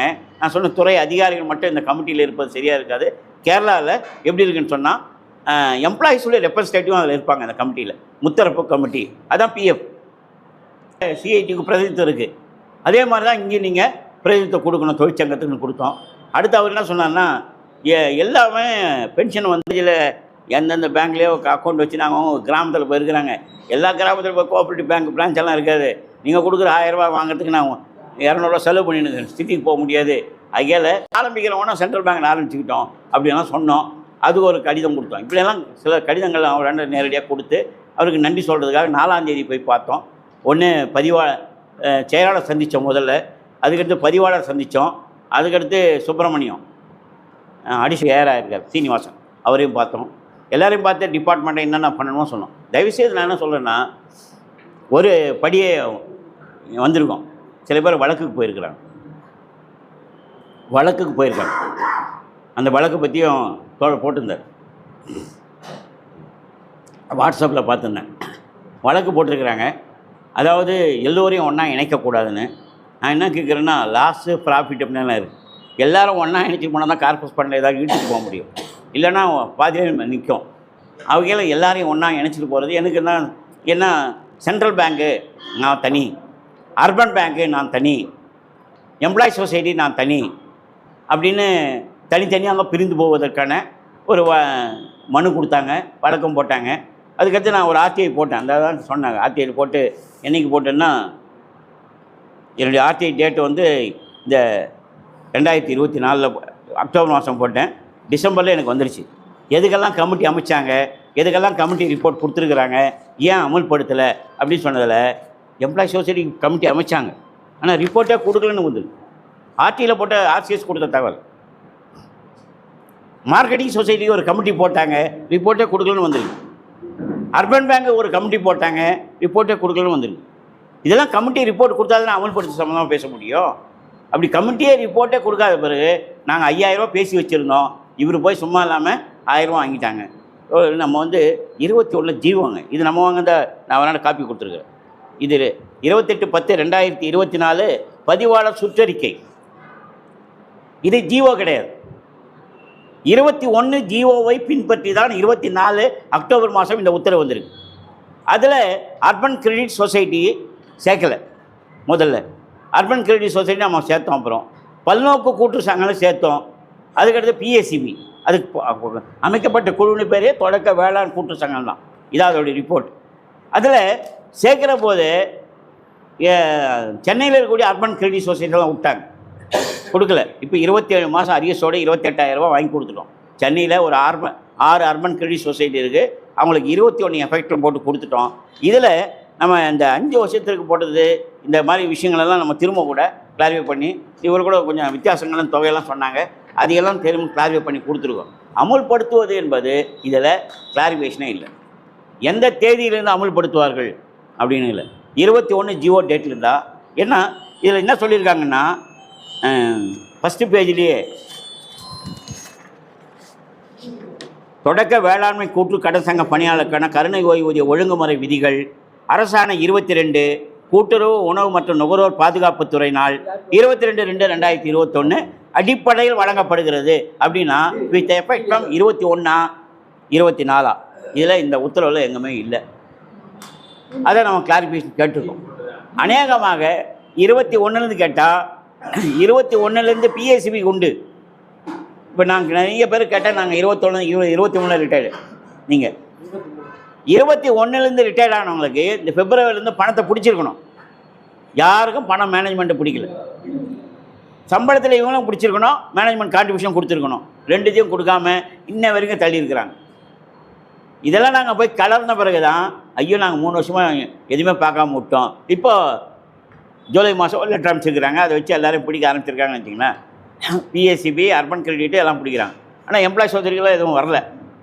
எம்ப்ளாயி சொசைட்டி, அர்பன் பேங்க்கு, மற்ற எல்டி பேங்குக்கு எல்லாம் வரல. இப்போ ஒரு போர்ட்டல் ரெடி பண்ணியிருக்கிறாங்க. என்னென்னா, நான் ஒரு ஆர்டிஐ போட்டேன். திண்டுக்கல்தான் இவ்வளோ இருக்குது பேப்பர். நான் எடுத்துகிட்டு வரேன்னு நினச்சேன், தூக்கிட்டு வர முடியாது. நாமக்கல் ஃபுல்லாக இப்படி தச்சு கொடுத்துக்கிறாரு. தமிழ்நாடு முதல் நான் ஒரு ஆர்டிஐ போட்டேன். அதாவது எப்படின்னா, எல்லா கூட்டுறவு நிறுவனம் பதிவாளர் கட்டுப்பாட்டில் கூட துணை பதிவாளர் அப்படின்னு சொன்னால் ஜேஆருக்கு வந்து ஜேஆர் வந்து துணை பதிவாளர் வந்துச்சு. அந்த பதிவாளர்கள் கூட கட்டுப்பாட்டில் கூடிய சங்கங்கள். இதில் ஓய்வு பெற்று உயிரோடு 5 ஆண்டுகள் உயிரோடு எத்தனை பேர் உங்களுக்கு வந்திருக்குன்னு நினைக்கிறேன். யாராவது இருந்தீங்கன்னா சொன்னீங்க ஞாபகம் இருக்கும். 10 ஆண்டுகள் உயிரோடு உள்ளவர்கள் எத்தனை பேர், 15 ஆண்டுகள், 20 ஆண்டுகள், 20 ஆண்டுகளுக்கு மேல் அப்படின்னு ஒரு காலம் கட்டியிருந்தேன். நிறைய டிஸ்ட்ரிக்டில் வந்துருக்குது. பல டிஸ்ட்ரிக்டில் தகவல் உரிமை சட்டத்தின் கீழ் தகவல் அளிக்க இயலாது அப்படின்னு கொடுத்த டிஸ்ட்ரிக்ஸும் உண்டு எனக்கு. இப்போ அதை மேல்முறையீடாக போயிருக்கேன். அந்த மாதிரி பட்டியலை இந்த துறை வைத்திருக்கவில்லை. இப்போ நம்ம வாங்கினதை வச்சு நம்ம கையில் கேட்குறான். இப்போ ஒரு போர்ட்டல் ரெடி பண்ணி யாரெல்லாம் எந்தெந்த சொசைட்டியில் எப்போ எத்தனை பேர் ரிட்டையர் ஆகிட்டு உயிரோடு இருக்கிறாங்க அப்படின்னு நம்பர் பேர் போடல நம்பர் ஆஃப் எம்ப்ளாயிஸ் 15 பேர் 13 பேர் 12 பேர் ஒவ்வொரு சொசைட்டியில் 1 2 அப்படின்னு போட்டிருக்கிறாங்க. அதை ஃபில்அப் பண்ண சொல்லியிருக்காங்க செயலாட்சியர்கள் வச்சு. அதுக்கடுத்து நம்மளுடைய பர்டிகுலர்ஸ், அதாவது உங்கள் பேர், பேங்க் அக்கௌண்ட், அப்பா பேர், ஃபோட்டோ, பேங்க் அக்கௌண்ட் நம்பரு, இன்னுங்கிட்ட ஆதார் நம்பரோட கேட்பாங்கன்னு சொல்கிறாங்க. என்னென்ன டீட்டெயில்ஸ் ஏற்கனவே கொடுத்தாங்களோ அந்த டீட்டெயில்ஸை பிஎஸ்சிபி கொடுத்த டீட்டெயில்ஸும் நமக்கு அனுப்புவாங்க. இதெல்லாம் கலெக்ட் பண்ணி நம்முடைய அக்கௌண்ட் நம்பரோட டிஎன்எஸ்சி பேங்க் அனுப்பின பிறகு தான் இதுக்கு கார்பஸ் ஃபண்டை எப்படி உருவாக்குவது. இப்போது ப்ராஃபிட்டில் 10%, 5%. 5%. இப்போ நான் கடிதம் கொடுத்துருக்கேன் 10% எடுக்கணும்னு சொல்லியிருக்கேன். கார்பஸ் ஃபண்டை கொடுக்கணும்னா இந்த பென்ஷனை நடத்த முடியாது. ஸ்டாச்சுரரி ஃபண்ட்ஸ்ன்னு சொன்னால் நம்ம சட்டபூர்வமான நிதிகளில் ஆர்எஃப்எல்லேருந்தோ அதுக்கடுத்து டெவலப்மெண்ட் ஃபண்டிலேருந்தோ எஜுகேஷன் ஃபண்ட்லேருந்தோ எடுக்க முடியாது. நிறைய சொசைட்டியில் ஸ்டாஃப் வெல்ஃபேர் ஃபண்டு அப்படின்னு ஒன்று வச்சுருக்கீங்களான்னு தெரியாது. பல சொசைட்டியில் சென்னையிலலாம் பார்த்தீங்கன்னா ஸ்டாஃப் வெல்ஃபேர் ஃபண்ட் இருக்கும். அதில் நாங்கள் என்ன பண்ணுவோம்னா ரிட்டையர்ட் ஆனால் எவ்வளோ தரோம், 4 லட்சம் 3 லட்சம் 2 லட்சம்லாம் அப்படி கொடுக்குறோம். ஒவ்வொரு சொசைட்டிக்கு ஏற்ற மாதிரி கொடுக்குறோம். ரிட்டையர்ட் ஆகிட்டா எல்லா பெனிஃபிட் எல்லாமே ஸ்டாஃப் வெல்ஃபேர் ஃபண்டிலேருந்து 20 வருஷம் வேலை செஞ்சால் ஒரு அமௌண்ட் தருவோம், 25 வருஷம் வேலை செஞ்சால் அப்படி கொடுப்போம். கொரோனாவில் திருப்பி செலுத்தாத கடன் என்ற அடிப்படையில் 2 லட்ச ரூபா கொடுத்தோம். கேன்சர் ஆப்ரேஷனுக்கு ஒரு 3 லட்ச ரூபா கொடுத்தோம். அப்படி வெல்ஃபேர் ஃபண்டு 10% வரைக்கும் ஒதுக்குவாங்க. அது தனியாக கோடிக்கணக்கான ரூபாய் அதில் இருக்கும். ஆனால் அந்த பணத்துலேருந்து இன்ட்ரெஸ்ட் மட்டும்தான் எடுக்க முடியும். அப்போது சில சொசைட்டியில் மட்டும்தான் அது மாதிரி இருக்குது. மற்ற எல்லா சொசைட்டிலையும் ஸ்டாஃப் வெல்ஃபேர் ஃபண்டு இல்லை. என்ன பண்ணலாம் அப்படின்னு சொன்னால் ப்ராஃபிட்டில் ஒரு அதிகபட்சமாக 10% வரை நம்ம இந்த பென்ஷன் கார்பஸ் ஃபண்டுக்கு ஒதுக்குங்க. அப்படி தான் இதில் சட்டப்பூர்வமாக நீங்கள் ஏதாவது நிதி ஒதுக்கலைன்னா கார்பஸ் ஃபண்டு போய் சேராது. ஏன்னா நம்ம ஆவினுக்கு 100 கோடி ரூபா கொடுத்தாங்க, இந்த அரசாங்கம் 1 கோடி ரூபாய் கூட நாங்கள் நிதி தரமாட்டோம் என்று கடந்த ஆட்சியிலேயே அவர் அதிகாரப்பூர்வமாக ஜியோவில் சொல்லிட்டாங்க. 21 இது தேதி பார்த்திங்கன்னா 22/2/21. இது பேக் டேட் போட்டு போடப்பட்ட ஜியோ. அமைச்சர் வீட்டில் தான் நடந்தது ஃபங்க்ஷன்லாம் நடந்துச்சு. அதுக்கு கார்டு கொடுக்குற மாதிரி ஒரு கார்டு கொடுத்தாங்க. அந்த கார்டெல்லாம் பார்த்தீங்கன்னா தெரியாது, எத்தனை பேர் வச்சுருக்காங்கன்னு தெரியாது. அதில் ஒரு கார்டு இருக்குங்களாங்க, பென்ஷன் கார்டு யாராவது வச்சுருக்கீங்களாங்க பழைய எம்ப்ளாயிஸு? அது அன்றைக்கி அன்னைக்கு கொடுத்ததோட சரி, அப்புறம் யாரும் காமிச்சார் அவர். அன்றைக்கி எல்லாருக்கும் அந்த கூடுதல் காமிச்சார். இதுக்கடுத்து எங்களாண்டே ஒரு காப்பி இருக்கும். அந்த ஒரு பென்ஷன் கார்டு கொடுக்குற மாதிரி ஒரு ஃபோட்டோ எடுத்துக்கிட்டாங்கன்னு வச்சிங்களேன். இப்போ அந்த கார்பஸ் ஃபண்டை உருவாக்கணும், எவ்வளோ பேர் பெனிஃபிஷரிஸ் அப்படின்னு கண்டுபிடிக்கணும். அதில் 1 நம்முடைய அக்கௌண்ட்டுக்கு பணம் போடணும். இதை கடந்த முறை நம்ம 21 வரும்போது 22 ஜூலை மாதம் ஆகஸ்ட் மாதம் நடைமுறையாக படுத்துனாங்க. எனக்கு ஒரு 10 மாதம் 11 மாதம் அரியரோட கொடுத்தாங்க. ஆமாம், முடிஞ்சு வச்சு ஒரு 10. ஆனால் நம்ம இந்த அக்டோபர் 24 ஆர்டர்ஸ் வாங்கியிருக்கிறோம். இந்த டெய்லி இந்த ப்ராசஸ் என்னாச்சுன்னு கேட்டுகிட்டே இருக்கிறோம். நம்ம புள்ள ஊச்சி மாதிரி நோண்டிகிட்டே இருக்கிறோம் அவங்கள. ஆனால் அவங்களால பண்ண முடியல. சார் எனக்கு எஸ்ஆர்பி வேலை இருக்குது, டிஆர்பி வேலை இருக்குது, எனக்கு இந்த கிளாஸ் இருக்குது, அந்த கிளாஸ் இருக்குது, கனிமயமாக்குறது. ஏன்னா நம்ம சென்ட்ரல் கவர்மெண்ட் என்ன பண்ணிங்கன்னா ஒரே நாளில் எத்தனை சங்கம் ஆரம்பிச்சிருக்கு, கூட்டுறவு சங்கங்களை ஒரே நாளில். யாருக்கும் தெரியலையோ, இந்த டிசம்பர் 25 கிறிஸ்மஸ் அன்றைக்கி 10,000 சங்கங்கள் உருவாக்கியிருக்கிறாங்க மத்திய அரசாங்கம். அவங்களுடைய எய்ம்னா 2 லட்சம் சங்கங்கள் உருவாக்க வேண்டியது. 5 வருஷத்தில் 2 லட்சம் அப்படின்னு சொன்னால் நம்ம கிராம ஊராட்சிகளில் எந்தெந்த ஊராட்சிகள் இந்தியா முழுதும் இருக்கக்கூட 1,60,000 உள்ளாட்சிகளில் கூட்டு சங்கம் இல்லைன்னு அவன் கணக்கு எடுத்துருக்கிறான். நம்ம தான் எல்லாமே கம்ப்யூட்டர் தட்டிக்கிட்டே இருக்கிறோமே. எல்லாம் கணினி வாங்கி நமக்கு எவ்வளோ டெபாசிட் இருக்குன்னு தெரியும், எவ்வளோ பேர் மெம்பர் இருக்குன்னு தெரியும், எந்த விவகார எல்லை எவ்வளோன்னு தெரியும், எல்லாம் தெரியும். எல்லாத்தையும் சென்ட்ரல் கவர்மெண்ட் கொடுத்துட்டோம். அவன் கண்டுபிடிச்சிட்டான். இப்போது அவன் கண்டுபிடிச்சி என்ன பண்ணுறாங்கன்னா எந்தெந்த ஊரில் சொசைட்டியில் அவன் ஆரம்பிச்சிட்டாங்க. தமிழ்நாட்டில் மட்டும் 684 சொசைட்டி ஆரம்பிச்சிருக்கிறாங்க. இன்றைக்கி டிசம்பர் 25 கிறிஸ்மஸ் அன்றைக்கி. இப்போது கூட்டுறவு அமைப்பு என்பது நம்ம கையில் இருந்துச்சு, மாநில அரசின் கட்டுப்பாட்டில் இருந்தது. இப்போ யார் கூட்டுறவுத்துறை அமைச்சர்? அமித்ஷா. மத்திய அரசாங்கத்தோட கண்ட்ரோலில் கொண்டு போயிட்டாங்க. இதுக்குள்ளே இந்த துறை மாற்றங்கள் வருது. அதுக்கடுத்து நமக்கு நிதி ஆதாரம் என்ன? நம்ம நினைக்கிறோன்னா ஆஹா சென்ட்ரல் கவர்மெண்ட் எடுத்துட்டாங்கன்னா நம்ம சென்ட்ரல் கவர்மெண்ட் எம்ப்ளாய் ஆகிடும், நம்ம பேர் சந்தோஷப்படுறாங்க. தயவுசெய்து அந்த கனவெல்லாம் யாரும் வச்சுக்காது. அவுட் சோர்சிங்கில் பண்ணிவிடுவான வழியை டிபார்ட்மெண்ட் கோஆப்ரேட்டிவ் டிபார்ட்மெண்ட்டுக்கு சென்ட்ரல் கவர்மெண்ட் எடுத்து எல்லோரும் சென்ட்ரல் கவர்மெண்ட் எம்ப்ளாய் ஆகிடுவோன்னு கனவு. ஏன்னா இப்போவே அவன் சொல்லிட்டான்னா நமக்கு ரேஷன் கடை எத்தனை பேருக்கு இருக்குன்னு தெரியும். என்பிஹெச்ஹெச், ஏஹெச்ஹெச், ஏஏஒய், பிஹெச்ஹெச் 5 வகை 6 வகை கார்டு வச்சுருக்கேன்ல. இதில் இப்போ நான் ப்ரியாரிட்டி ஹவுஸ் ஹோல்டர்ஸ்னு சொல்லக்கூடிய 1,03,00,000 குடும்பத்துக்கு எந்த பொருளும் இல்லைன்னு சொல்ல போகிறோம். இப்போ 64% அரிசி குறைச்சிட்டாங்க. பட்ஜெட்டில் இந்த வருஷம் நீங்கள் மானியத்தில் பார்த்தீங்கன்னா இந்த வருஷம் உணவு மானியம் எவ்வளோ பர்சன்டேஜ் குறைஞ்சிருக்குன்னு தெரியும். ரேஷன் கடையை மாவட்டத்துக்கு இவ்வளோ ரேஷன் கடையை தனியார் கொடுக்கணும்னு முடிவு எடுத்துட்டாங்க. அதெல்லாம் ரேஷன் கடையெல்லாம் தனியாருக்கு போயிடும். இப்போ ரேஷன் கடை இருக்குமானா இப்போ இல்லை, ஆந்திராவில் வந்து ரிலையன்ஸுக்கு கொடுத்துட்டான். நம்ம பக்கத்து மாநிலமான ரிலையன்ஸுக்கு கொடுத்துட்டாங்க. அப்போ ரேஷன் கடை இருக்குமான்னு தெரியல. நம்ம என்ன பண்ண போகிறோம்? இந்த கோஆப்ரேட்டிவ் நிறுவனங்கள் நம்ம கையில் இருந்தால் தாங்க நம்முடைய பென்ஷனுக்காக நாம் வந்து வலுவாக இருக்கும். இந்த அரசாங்கத்திலேருந்து சில கோரிக்கை வைக்க முடியும். உங்களுக்கு நிறைய டவுட்ஸ் இருக்கும். நான் வருங்கால வைப்பு நிதி வாங்குகிறேன், நிறைய பண்டகசாலை ஊழியர்கள் சொல்கிறாங்க. நான் ஏற்கனவே பிஎஃப் பென்ஷன் வாங்கிட்டு இருக்கேன். யாராவது கேட்டால் நான் பென்ஷன் வாங்குறேங்க அப்படின்னு சொல்கிறாங்க. என்ன பென்ஷன் அப்படின்னு கேட்டால் அது இபிஎஃப் பென்ஷன் வேறு, இந்த கருணை ஓய்வூதியம்னு நிறைய பேருக்கு தெரியல. நேற்று 2000 ரிட்டையர்ட் ஆனார். அவருக்கு என்ன வயசு? 2000 ரிட்டையர்ட் ஆனவங்க இப்போ நாங்கள் வயசு இருக்கோம், 83 வயசு இருக்கும். அவர் வீட்டுக்கு போயிருந்தாங்க. கணவன் மனைவி 2 பேர் இருந்தாங்க. பேசிட்டு போது இப்படி ஒரு பென்ஷன் இருக்குதுன்னு யாருக்கும் தெரியாதுங்க. ரொம்ப நேரம் ஒரு 1/2 மணி நேரம் பேசி அவர் விளக்கம் சொல்லி, எல்லாம் என் பசங்களாம் எங்கே இருக்கிறாங்க, நீங்கள் மட்டும் இங்கே இருக்கிறீங்களே அப்படிலாம் அவரோட பேசியாமாங்க. பசங்களாம் இங்கே தான் இருக்காங்க, பக்கத்தில் இருக்காங்க, வருவாங்க போவாங்க. அப்படியே குடும்பம்லாம் விசாரித்த பிறகு இந்த பென்ஷன் வந்திருக்குங்க, நீங்கள்லாம் சங்கத்தில் சேரணும், நம்ம வலுவாக இருந்தால் தான் போராட முடியும்னு சொல்லுங்கிற பிறகு அவர் சொன்னார், அரசு ஊழியர்கள், ஆசிரியர்கள், வங்கி ஊழியர்கள் எல்லாருமே ரிட்டையர்ட் ஆனால் பென்ஷன் இருக்குன்னு தெரியும். எந்த கவர்மெண்ட் எம்ப்ளாயி பென்ஷன் இல்லைன்னு சொல்ல முடியுமா? அவர் ரிட்டையர்ட் ஆனோன்னு உடனே அடுத்த நாள் போய் ஓய்வூதிய சங்கத்தில் சேர்ந்துடுறாரு. ஆனால் கோஆப்ரேட்டிவ் எம்ப்ளாய்க்கு பென்ஷன் எப்போ? நம்ம சங்கம் எப்போ ஆரம்பிச்சது? முதல்ல 1900 வரலாறு இது 1904ங்க முதல் கூட்டு சங்கம் துவக்கப்பட்டது திருவள்ளூர் மாவட்டம் திருவூர் கிராமத்தில். படிச்சிருக்குமா இல்லையா? 1904 மனப்பாடமாக சொல்லிடலாமா நமக்கு தான். ஆனால் இத்தனை வருஷம் நமக்கு 2020 ஒரு 120 வருஷம் ஆன பிறகு கோஆப்ரேட்டிவ் எம்ப்ளாய்க்கு பென்ஷன்லாம் இப்போ தெரியுமா? எந்த எம்ப்ளாயும் தெரியல. நான் திருப்பூர் போயிருந்தேங்க. ஒரு 20 பெண்கள் வந்து உட்காந்துருந்தாங்க. ஒருத்தர் கட்டி பிடிச்சிக்கிட்டாங்க. என்னங்க என்ன அவங்க சொன்னாங்க, எப்போது கல்யாணத்தில் ஒருத்தர் அவர் காலைல வருவார், நான் சாயங்காலம் போவேன், ரிசப்ஷன் ஒருத்தர் வருவாங்க, இப்போ காலைல போவோம், சில பேர் கவர் கொடுத்து விட்டுருவோம். கோஆப்ரேட்டிவ் எம்ப்ளாயி ரிட்டையர்ட் ஆனது யார், இன்னும் எங்கே இருக்கான்னு தெரியாதுங்க. இப்போ நீங்கள் அந்த ஆஃபீஸில் கூப்பிட்டீங்கள, எங்கள் எல்லாரையும் சந்திக்க முடிஞ்சது எங்களால் தாங்க அப்படின்னு சொல்லி எல்லாம் பெண்கள் கட்டி பிடிச்சி ஃபோட்டோ எடுத்துக்கிட்டாங்கன்னு வச்சிங்களேன். அது மாதிரி இந்த ஓய்வு பெற்றவர்களை வந்து இணைப்பது என்பது சின்ன விஷயம் கிடையாது. ஏற்கனவே ஒரு ஓய்வூதியம் இருந்திருந்தால் இவங்களை ஆர்கனைஸ் பண்ணிடலாம். ஆனால் எல்லாருமே வீட்டில் முடங்கி இருக்கிறாங்க. ராஜகோபாலன் கூட என்னோட ராதாகிருஷ்ணன் பார்க்கறதுக்கு ஒருத்தர் வந்தார். அவர் நங்கநல்லூர். அவர் நேரடியாக செக்ரட்டரிகள் என்ன சொன்னார்னா, ஐயா மாத்திரை வாங்கிறது கூட காசு இல்லைன்னு சொன்னார். சொன்ன வார்த்தை ரொம்ப கஷ்டமாக இருக்குது. அப்போ அவங்களுடைய சொந்த மருந்து மாத்திரைகளுக்கு தனிப்பட்ட முறையில் ஒருத்தர் கையேந்தி இருக்க வேண்டிய நிலைமை இல்லாமல் இப்போ நாங்கள்லாம் பரவாயில்ல 2000 ரூபா பென்ஷன் வாங்குகிறோம். ஆனால் அந்த 2000 ரூபா பென்ஷன் கூட இல்லாமல் யாரையாவது ஒருத்தர் நம்பி கையேந்தி இருக்க வேண்டிய நிலைமை என்பது இந்த மோசமான நிலைமை தவிர்க்க வேண்டும் என்பதுதான் நம்முடைய ஆசை. நான் கேட்டதெல்லாம் ஆன் பார் சென்ட்ரல் பேங்க். இன்னும் திரும்ப அந்த வார்த்தை சொல்லிக்கிட்டே இருக்கும்.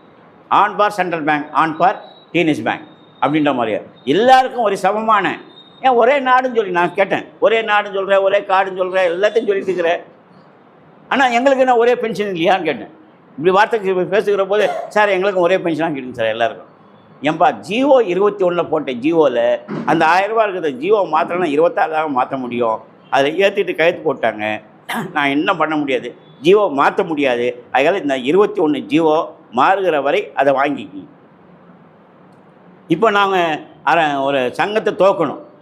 என்னடா சில அதிகாரிகள் என்ன சொன்னாங்கன்னா, ஏங்க நீங்கள் வந்து சிஐடியு சம்மேளனம் இப்படி கொடுத்துட்டு இருக்கிறீங்க, ஓய்வு பெற்ற பேர் எவ்வளோ பேருக்கான ஒரு பர்டிகுலர்ஸ் கேட்டுக்கிட்டே இருக்கிறீங்க, அது பாட்டுக்கு திரட்டிகிட்டே இருக்கிறீங்க, போனஸுக்கு கேட்பீங்க, எல்லாருக்கும் கேட்பீங்க. நான் ஒருத்தருக்கு மட்டும் கேட்கல, எல்லாருக்கும் கேட்குறீங்க. மற்றவங்களாம் தனித்தனி அமைப்பு. அர்பன் பேங்க்னா அர்பன் பேங்க், மத்திய கூட்டுறவுனா தனி அமைப்பு, மார்க்கெட்டிங் சொத்துலேயே தனி அமைப்பு, எம்ப்ளாயி சொத்துலேயே தனி அமைப்பு. அவங்க வரைக்கும் பார்த்துப்பாங்க. ஊரில் வெள்ளம் வர சொல்ல காடு என் வீடு மட்டும் காம்பவுண்ட் ஹைட் இருக்குன்னு சொல்ல முடியுமா? நான் என் வீட்டில் தண்ணி வரான்னு சொல்ல முடியுமா? சுனாமி வந்தால் எல்லோரும் ஒன்று தான் போகும். அதான் நிலமை. என் வீடு ஹைட்டில் கட்டிட்டேன், யாக்கில் எனக்கு வேணான்னு சொன்னேன். எல்லாருமான கோஆப்ரேட்டிவ் எம்ப்ளாயின்றது நம்ம தான் அப்படியே போராடிட்டு இருந்தோம். அந்த அடிப்படையில் 26 ஒரு இந்த அரசாங்கத்தை நிர்பந்திக்கணும்னா நாங்கள் இந்த சங்கத்தை ஓய்வு பெற்ற சங்கமாக ஒன்று மாற்றுவதில் முடிவு எடுத்தோம்.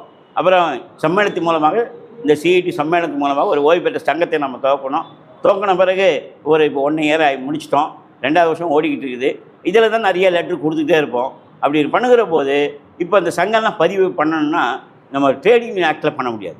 தொழிற்சங்க சட்டத்தில் நமக்கு தொழிற்சங்கம் நம்ம முதலாளி யார்? முதலாளி இல்லைல்ல, நம்ம ரிட்டையர் ஆகிட்டோம். நம்ம முதலாளி கிடையாது. ட்ரேடிங் ஆக்டில் நம்ம சங்கத்தை பதிவு ஆகல. பத்திரப்பதிவு ஆஃபீஸ் இருக்குல்ல, அது சங்கத்தின் கிளைப்பான இந்த வெல்ஃபேர் அசோசியேஷன் வச்சுருப்பீங்களா, குடியிருப்பு நல சங்கங்கள், குடியிருப்பு நல சங்கம்லாம் வச்சுருப்பீங்களா ஏரியாவில், அதே மாதிரி தான் அதில் பதிவு பண்ண முடியும். இப்போ என்ன கேட்குறேன்னா, குடியிருப்பு நல சங்கத்தில் நீங்கள் பதிவு பண்ணால் கூட அவருக்கு அங்கே லேண்ட் இருக்குதா, எத்தனை ஸ்கொயர் ஃபீட்டில் அவர் இடம் வச்சுருக்கிறாரு, அவர் ஆதார் கார்டு என்ன, அவர் எத்தனை ஸ்கொயர் ஃபீட் வீடு கட்டியிருக்கிறாரு, அப்படிலாம் இப்போ விவரம் கேட்க ஆரம்பிச்சிட்டான். யார்? அந்த நல சங்கத்தை ரினியூவல் பண்ணுவதுக்கு சென்னையில் இப்படியெல்லாம் கேள்வி கேட்க ஆரம்பிச்சிட்டாங்க. இப்போ நம்ம சங்கம் பதிவு பண்ணணும் என்ன கேட்டாங்கன்னா, 100 ரூபா கட்டணும் ஒருத்தருக்கு. அந்த போர்ட்டலில் போனோம்னா கிருஷ்ணமூர்த்தி, இப்படி அப்பா பேர் என்ன, வயசு என்ன, அவருடைய ஃபோட்டோ, பேங்க் அக்கௌண்ட் நம்பர் கேட்குது. அதுக்கடுத்து பார்த்திங்கன்னா ஆதார் நம்பர் கேட்குது. என்ன அவன் எது கேட்குறான்னு தெரிஞ்சுக்கிட்டேன். ஏன்னா வேறு ஏதாவது பென்ஷன் வாங்குறாங்களா அப்படி ஒரு படம் நீங்கள் வாரியத்தில் எங்கே வாங்கினீங்க அதெல்லாம் செக் பண்ண முடியும். ஒரு ஆதார் கார்டு போட்டால் எல்லாத்துலேயும் ஏதாவது எங்கெங்கெல்லாம் இருக்கான்னு கண்டுபிடிச்சிடலாம். அதுக்கெல்லாம் அவங்க அதை கேட்டாங்க. நம்ம இப்போ சேர்ந்துருக்க மெம்பர்களுக்கெல்லாம் ஆதார், நம்ம முதல்ல அடித்த பாம்பலாம் ஆதார்லாம் கேட்கல. ஆனால் இப்போ நம்ம அடித்த 2வது முறை அடிச்சிருக்கிறது இப்போ ஆதார் எண் உட்பட கேட்டிருக்கிறோம். அப்படி நம்ம வேண்டிட்டு எவ்ரி இயர் நம்ம அந்த சங்கத்தில் எவ்வளோ மெம்பராக சேர்க்குறோமோ அந்த கணக்கு கவர்மெண்ட்டுக்கு போகும். கவர்மெண்ட்டுக்கு போச்சுன்னு சொன்னால் இந்த சங்கத்தில் எவ்வளோ உறுப்பினர்னு அவன் பட்டன் தட்டினா கண்டுபிடிச்சிடுவாங்க அரசாங்கம்.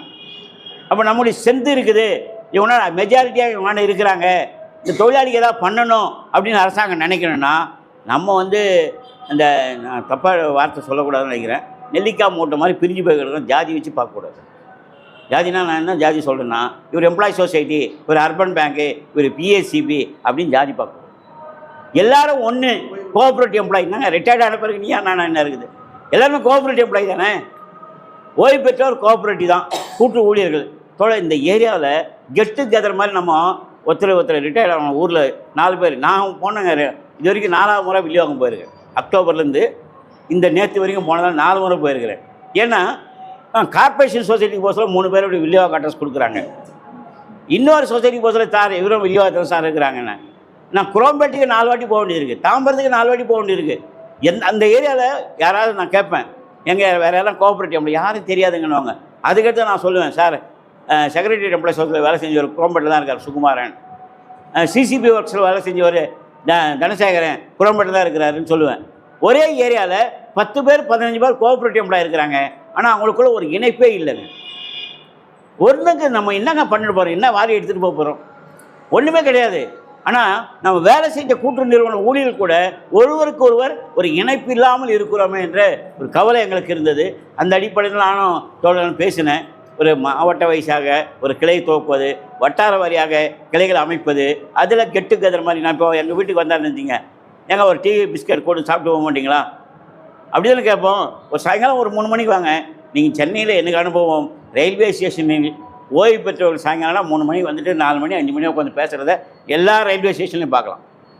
சென்னையில் தாம்பரத்துலேருந்து செங்கல்பட்டுலேருந்து பீச் ஸ்டேஷன் வரைக்கும் பார்த்தீங்கன்னா ஒரு 10 பேர் 15 பேர் உட்காந்துருப்பாங்க ரயில்வே ஸ்டேஷனில். இப்போ வேலை செஞ்சவங்க ட்ரெயினை விட்டு இறங்குவாங்க, என்ன விஷயம் அவங்க கேட்டுப்பாங்க, இவங்க மற்றவங்களுக்கு சொல்லுவாங்க. அப்படி ஒரு ஏற்பாடாங்கெல்லாம் இருக்குன்னு வச்சிங்களேன். ஆனால் நம்ம அரசு ஊழியர்களுக்கு எப்படி ஒரு அமைப்பு இருக்கோ, ஆசிரியர்களுக்கு ஒரு அமைப்பு எப்படி இருக்கோ, போக்குவரத்தில் எப்படி இருக்காங்களோ, மின்சாரத்தில் எப்படி இருக்கிறாங்களோ, அப்படி கோஆப்ரேட்டிவில் நாம் ஒரு அமைப்பாக திரள வேண்டிய அவசியம் இருக்கிறது. இந்த தொகை போதுமானதல்லன்னு எனக்கு தெரியும். நிறைய பேர் திசை திருப்புறாங்க. நாங்கள் சண்டை போட்டு தான் 5,000 பேசியிருந்தோம் அப்படின்னு சொல்கிறாங்க. நான் கூட நேற்று கூட சொன்னேன், மதுரையில் ஒரு தோழர் சொன்னார், நான் அமைச்சரை நாளைக்கு பார்க்குறேன்னாரு. பாருங்கள் என்ன 3 மாதம் ஆச்சு அவர் அமைச்சரை பார்க்கல. பக்கத்தில் தான் இருக்கிறாரு. சிவகங்கை தானே மினிஸ்டர், கோஆப்ரேட்டிவ் மினிஸ்டர். நான் 15 சிவகங்கையில் இருப்பேன்னு வச்சுங்க. ஆனால் அவர் சொல்கிறாரு, நாங்கள் அமைச்சர் டேட் கேட்டுக்கிறோம் கொடுங்க. ஜியோ மாற்ற முடியாதுல்ல, அந்த ஜியோ 21 ஜியோ அது 5 வருஷம் இருக்குது. இவர் என்ன பண்ணுவார், கவர்மெண்ட்டு 10 பைசா கொடுக்க மாட்டேன்னு சொல்லிட்டாங்க, ஃபைனான்ஸ்லேயும் சொல்லிட்டாங்க. அப்போ நம்ம தானே ஃபண்ட்ஸை ரைஸ் பண்ணணும். ஃபண்ட்ஸை ரைஸ் பண்ணுறதுக்கு என்ன வழியே பாருங்கள் சார். ஆனால் நீங்கள் நாங்கள் இருந்தால் தனியாக போயிட்டோம்னா எங்களுக்கு 5,000 கிடச்சிடும், 10,000 கிடச்சுன்னா இப்போதைக்கு அதெல்லாம் வாய்ப்பு இல்லைன்னு அவர்கிட்ட சொன்னேன். ஏன்னா எல்லோரும் ஏற்றுறவங்க நீங்கள் கேட்டு அமைச்சரை வாங்கிக்கிங்களா, 5,000 வாங்கினா எங்களுக்கு அந்த 5,000 கிடைக்குங்க, அதை விட மாட்டோம். ஒருத்தருக்கு நீங்கள் 5,000 பார்த்தீங்கன்னா எல்லாருக்கும் கொடுக்கணும் 5,000. இவருக்கு பிஎஸ்சிபியில் எவ்வளோ பிஎஸ்சிபி எம்ப்ளாயிஸ் வாங்க, 9,782 பேர் வாங்குறீங்களா? ஆமாம். இந்த வாட்ஸ்அப்பில் போட்டிருப்போம் பாருங்கள். பிஎஸ்சிபிலே மொத்தம் ரிட்டையர்ட் ஆன எம்ப்ளாயிஸு இப்போ பென்ஷன் வாங்குறவங்க 9782 பேர் தான். அந்த லிஸ்ட்டில் இருக்குது, அந்த ஆர்டர்லேயே இருக்குது. பிஎஸ்சிபிலே எவ்வளோ பேர் பென்ஷன் வாங்குறாங்கன்னு. இப்போ அதுக்கடுத்து employee society, wholesale store, primary store, அச்சகம், அர்பன் பேங்க்கு, எல்டி பேங்க், இப்படிலாம் நம்ம திரட்டினோன்னா நான் ஒரு ஆர்டிஐ போட்டேன். நீங்கள் ஆர்டிஐ போட்டணும். திண்டுக்கல் எவ்வளோ பேர் இருக்காங்க? நாங்கள் கிரெடிட்டில் மட்டும் எங்களுக்கு 2 டிஆர். உங்களை மாதிரி எங்களுக்கெல்லாம் சிங்கிள் டிஆர் கிடையாது, 2 டிஆர். கிரெடிட்டுக்கு ஒன்று, நான் கிரெடிட்டுக்கு ஒன்று. கிரெடிட்டில் போட்டால் 524 பேர் லிஸ்ட்டு கொடுத்துட்டாங்க. சென்னையில் கிரெடிட் டிஆர் மட்டும் 524 பேர் ஓய்வு பெற்றிருக்கிறார்கள் அப்படின்னு பட்டியல் கொடுத்துட்டான். நான் கிரெடிட்டு ஒன்றும் கொடுக்கல. அங்கே நான் கிரெடிட் போட்டால் ஒரு 1000 பேர். சென்னையில் மட்டும் 1500 பேர் இருப்பாங்க ரிட்டையர்ட். அப்படின்னா 40 டிஸ்ட்ரிக்டில் எவ்வளோ பேர் இருப்பாங்க? 40 டிஸ்ட்ரிக்டில் நம்ம திரட்டணும்னா இந்த அரசாங்கத்தில் அப்படி நிர்பந்திக்க முடியாதா? நிர்பந்திச்சோம்னா நிச்சயமாக தொகை ஏற்றுவாங்களா இல்லையா? எவ்வளோ அப்படி தான் நம்ம போகணும். பாதையை நம்ம மாற்றி போராட்ட பாதைக்கு போனால் தான் இதையெல்லாம் இந்த அரசாங்கத்துக்கு முடியும். மயிலேன்னா இறங்கக்கூடாது. ஏன்னா கொடுக்கணும். அரசாங்கம் இன்றைக்கி வாழ்வாதாரங்கள் நூதனமான போராட்டம் ஒருத்தர் அறிவித்தாங்க. எந்த நாட்டில்? அதாவது வயசானவங்களுக்கு இப்போ காலம் வந்து இன்க்ரீஸ் ஆகிடுச்சு, ஏஜ் இன்க்ரீஸ் ஆகிட்டே இருக்குது. அப்போ அவர் என்ன சொன்னாங்க, அந்த நாட்டில் வயசானவங்களாம் இளைய பெண்களை பார்த்து நாங்கள் திருமணம் பண்ணிப்போம். இதோ கமெண்ட் தான் போடுறாங்கன்னு வச்சுங்களேன். அப்படின்னு சொன்னால் நான் இறந்த பேரை கூட என்னுடைய மனைவிக்கு பென்ஷன் கொடுக்கணும்ல. அப்படி ஒரு போராட்டத்தை துவக்கணும் அரசாங்கத்துக்கு எச்சரிக்கை கொடுத்துருக்குறான் வெளிநாட்டில். ஆனால் அவங்களுடைய எண்ணம் பாருங்கள் எப்படி இருக்குது. எனக்கு தொகையை உயர்த்தி கொடு அப்படின்னா நான் இள வயசு போட்டு நான் கல்யாணம் பண்ணிப்பேன். நான் இறந்து போன பிறகு என் பொண்டாட்டிக்கு நீங்கள் பென்ஷன் கொடுக்க வேண்டியிருக்குன்னு ஒரு நிர்பந்தத்தை கொடுக்குறாங்க அரசாங்கத்துக்கு. எப்படிலாம் யோசனை பண்ணுறாங்க பாருங்கள். அப்போ நம்ம என்ன பண்ணணும்? நம்ம அந்த மாதிரிலாம் போக முடியாது வச்சுங்க. அதுக்கு நம்ம கலாச்சாரம் ஒத்து வராது. ஆனால் நம்ம எப்படி பண்ணணும்? ஒற்றுமையானுங்க. எனக்கு தெரிஞ்சு அந்த ஒற்றுமை கட்டுவதன் மூலமாக நிச்சயமாக நீங்கள் ஏதாவது இதில் ஏதாவது விளக்கம் கேட்டாங்கன்னு சொல்கிறேன். கடைசியாக நிச்சயமாக தொகையை உயர்த்தி பெற முடியும். நமக்கு ஒரு வாழ்வாதாரத்தினுடைய நோக்க முடியும். தோழர் போடும்போது பதிவில் என்னெல்லாம் பண்ணார், மருத்துவ காப்பீடு, மருத்துவ நான் இப்போது லேடிஸுக்குன்னு ஒரு செஸ்ட் கேன்சருக்காக செக் பண்ணோம். ஆட்டோ டிரைவர்ஸ், ஆட்டோ ஓட்டுற பெண்கள், கட்டுமானத்தில் வேலை செய்கிற பெண்கள், இது மாதிரி அவங்களுக்கெல்லாம் அது மெடிக்கல் கேம்ப் நடத்துகிறோம். அது மாதிரி ஸ்போர்ட்ஸ் நடத்துகிறோம். அப்படி நமக்குள்ளே ஏராளமான சோஷியல் ஆக்டிவிட்டீஸில் நம்ம பண்ணோம்னா நமக்கு ஒரு கெட் டுகெதர் மாதிரி ஒரு சில விஷயங்களை நம்மளால் பகிர்ந்து கொள்ள முடியும். அப்படி நீங்கள் பகுதி வயசாக இப்போ நான் நேற்று ஆவடிக்கு போனேன். ஆவடியில் HUF, OCF, police training college இதெல்லாம் இருக்குது. அங்கே போனால் ஒரு 25 பேர் வந்துட்டாங்க. ஆவடியில் பேசிட்டு போனோம். அப்படி ஒரு 20-25 பேர் தான் கூட நம்ம உட்காந்து பேச முடியும். நமக்குள்ளே இருக்கக்கூடிய விஷயங்களை எப்படி பகிர்ந்து கொள்வது, நம்ம ஒருத்தருக்கு உதவி செய்து கொள்வது உட்பட நம்மளால் நிவர்த்தி செய்து கொள்ள முடியும். அந்த அடிப்படையில் இந்த அமைப்பை இப்போது துவக்கியிருக்கிறீர்கள். உண்மையிலேயே இது நம்ம திண்டுக்கல் மாவட்ட சங்கத்துடைய கிளை. இதற்கான நிர்வாகிகள் நம்ம தேர்வு செய்வோம். அடுத்து வட்டார வாரியாக என்ன சர்க்கிள் வைஸாக பண்ணுறதா இல்லை ஒன்றிய வைஸாக பண்ணுறதா, எந்த அளவுக்கு கீழே கிராஸ் ரூட் லெவலில் போக முடியுமோ அந்த அளவுக்கு கிராஸ் ரூட் லெவலில் நம்ம போய்கிட்டே இருந்தோம்னா தான் இது விரிவுபடுத்த முடியும். ஒரு அக்டோபர், நவம்பர், டிசம்பர் நான் சங்கம் ஆரம்பித்த பிறகு அக்டோபர் 24 25 மெம்பர் தாங்க.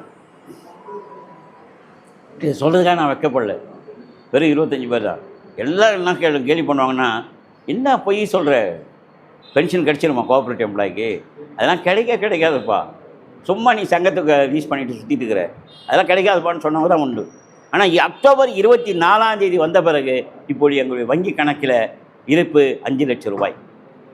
அக்டோபர் 24 பிறகு இந்த ஆணை வந்த பிறகு நவம்பர், டிசம்பர், ஜனவரியில் இப்போது 5 லட்சம் ரூபாய் வங்கியில் இருக்குது. நாங்கள் ஒரு பைசா கூட இதிலேருந்து நாங்கள் எடுக்கிறதில்ல. அந்த இது சந்தா வாங்குறதில் 1 ரூபாய் கூட நாங்கள் இது வரைக்கும் ட்ராப் பண்ணல. நாங்கள் எவ்ரி வீக்கு பேங்க் ஸ்டேட்மெண்ட் வாங்கி வச்சுருவோம். நான் கூகுள் பேலாம் அனுப்பிச்சிருப்பேன் உங்களுக்கு. அதில் கூகுள் பேயில் அனுப்பலாம். அதை கூகுள் பே பண்ணிங்கனாவே அனைத்து கூட்டுறவு ஓய்வு தான் வரும். நீங்கள் கூகுள் பேயில் பார்த்தீங்கன்னா இந்த டேரெக்டாக அந்த அதுக்குன்னு தனி செல் நம்பர் வாங்கியிருக்கோம். அந்த அக்கௌண்ட் நம்பர் தனியாக அதில் பேங்க்கில் மர்ஜ் பண்ணியிருக்கோம். நீங்கள் நேரடியாக பேங்க்கில் பணம் கட்டலாம்.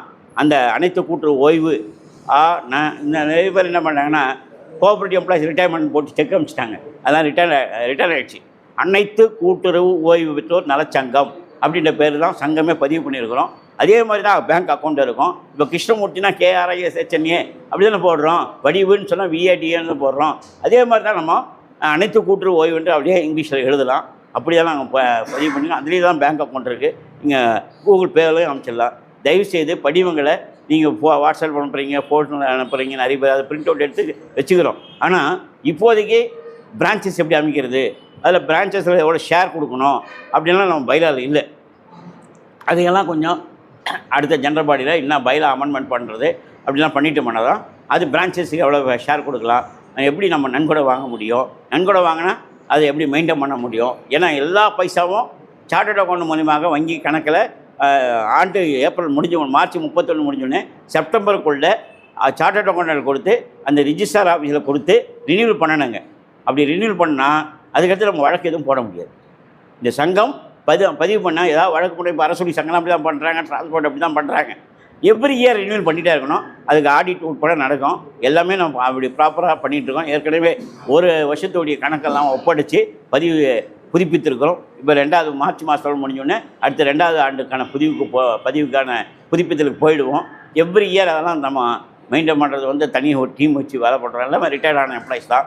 எல்லாமே அர்பன் பேங்க்கு, எம்ப்ளாயி சொசைட்டி, அது மாதிரி எம்ப்ளாயிஸ் தான் அங்கே இருக்காங்க. அங்கே பிஎஸ்சிபி எம்ப்ளாயிஸ் கிடையாது. செங்கல்பட்டு தான் வரணும். பிஎஸ்சிபி வரணும்னா செங்கல்பட்டு போவேன், திருவள்ளூர் போவேன், காஞ்சிபுரம் போவேன், அப்படி எல்லா டிஸ்ட்ரிக்டும் விழுப்புரம் போகிறேன். அப்படி எல்லா டிஸ்ட்ரிக்டும் கொஞ்சம் பார்க்குறோம். அப்படி ஒரு சங்கத்தை நம்ம இந்த மாவட்டத்தில் துவக்கிறது உண்மையில் மகிழ்ச்சி அளிக்கிறது. நீங்கள்லாம் நிறைய ஒத்துழைப்பு கொடுக்கணும். எங்களுக்கு என்னென்னா உங்கள் பேர், ஃபோன் நம்பர் அப்படியே எழுதி கூட வாட்ஸ்அப்பில் ஃபோட்டோ எடுத்து அந்த வாட்ஸ்அப் நம்பர் இந்த நோட்டீஸில் போட்டிருக்கிறோம். வாட்ஸ்அப்பில் வச்சுட்டே கூட நாங்கள் அதில் என்னன்றத விஷயங்களை டெய்லி காலையில் வந்தேன், நேற்று வாங்கின ஃபார்மெல்லாம் இன்றைக்கி ஏற்றிட்டேன். இன்றைக்கி ஒரு 7 ஃபோட்டோ வந்துருக்குன்னு நினைக்கிறேன். யாரோ பார்த்தீங்கன்னா குரூப் தெரியும். நேற்று 7 பேர் சேர்த்தோம் மெம்பர். இந்த 7 பேர்த்தோட ஃபோட்டோவோட ஏற்றிட்டேன் இன்றைக்கி காலையில் வந்தோடனே. அப்படி டெய்லி மெம்பர்ஷிப் இன்க்ரீஸ் பண்ணிகிட்டே இருக்கிறோம். உண்மையிலே நல்ல வாய்ப்பு இருக்கிறது. அதையெல்லாம் வெற்றிகரமாக நம்ம சங்கத்தை நடத்துவோம் என்ற நம்பிக்கையோடு தயவு செய்கிற நன்றி. உங்களுக்கு ஏதாவது விளக்கங்கள் ஒன்றா கேளுங்க, சொல்லுங்கள். நம்ம இப்போ நிறைய பேர் வந்திருக்கோம். நம்ம யார் எங்கே இந்த சொசைட்டியில் வந்திருக்கீங்க அப்படின்னு மற்றவங்களுக்கு தெரியாது. முன்னாடியே ஃபஸ்ட்டு ஸ்டார்டிங்லேயே நம்ம சொல்லியிருக்கணும். இதுதான் பரவாயில்ல, நீங்கள் எடுத்து ஆரம்பிங்க.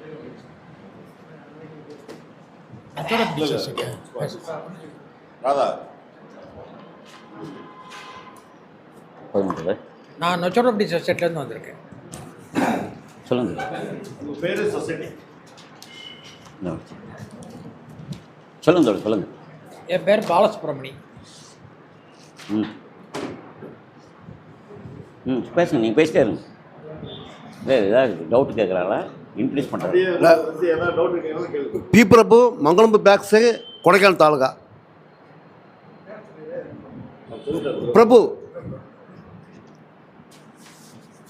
கே ஆறுமுகம், சித்திரவு, பிஎஸ்சிபி.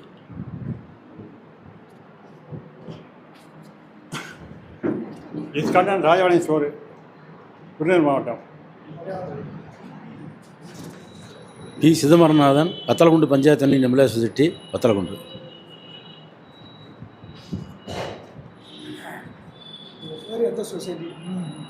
Anthonydas, Dindigul district consumers cooperative wholesale store. Ganesan Kuttathavarampatti society. PSCB. Vellaisamy, DD 487, Dindigul கூட்டுறவு மொத்த விற்பனை பாட்டாசாலை, திண்டுக்கல்.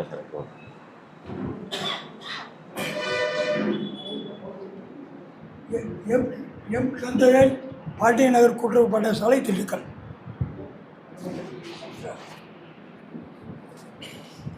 ராமநாதன், டிடி 502, பாண்டியநகர் கூட்டுறவு பாட்டாசாலை, Dindigul. R Chinnapandi, DD 533, Madur, PSCB. DD 527, Veerasrampatti, M Kuppandi. S Thangavel, DD 65, எஸ்வாடிப்பட்டி, பிஎஸ்சிபி. பி ஐயா கண்டம், அஞ்சுப்பட்டி பிஎஸ்சிஎஸ், இன்னும் ரிட்டையர்ட் ஆகலை.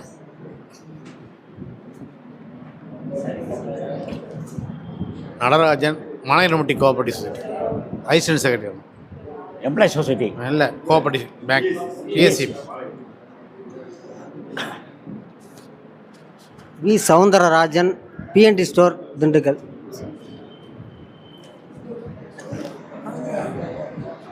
S Devaki, DD 502, Pandian cooperative store, Dindigul. K Ramasamy Pachalanayakkampatti PSCS. இந்த பக்கம் வச்சுருங்க, அதை கடைசியில் வச்சுருங்க. சதாசிவம் சிங்காரக்கோட்டை, ஏற்கனவே மெம்பர் ஆஃப் சென்ட். A Palanivel Sempatti PSCB. A Sathappan N Panjampatti PSCS. S Ramamoorthy Kanagampatti PSCS. S Ramalingam Rajakavatti BSc.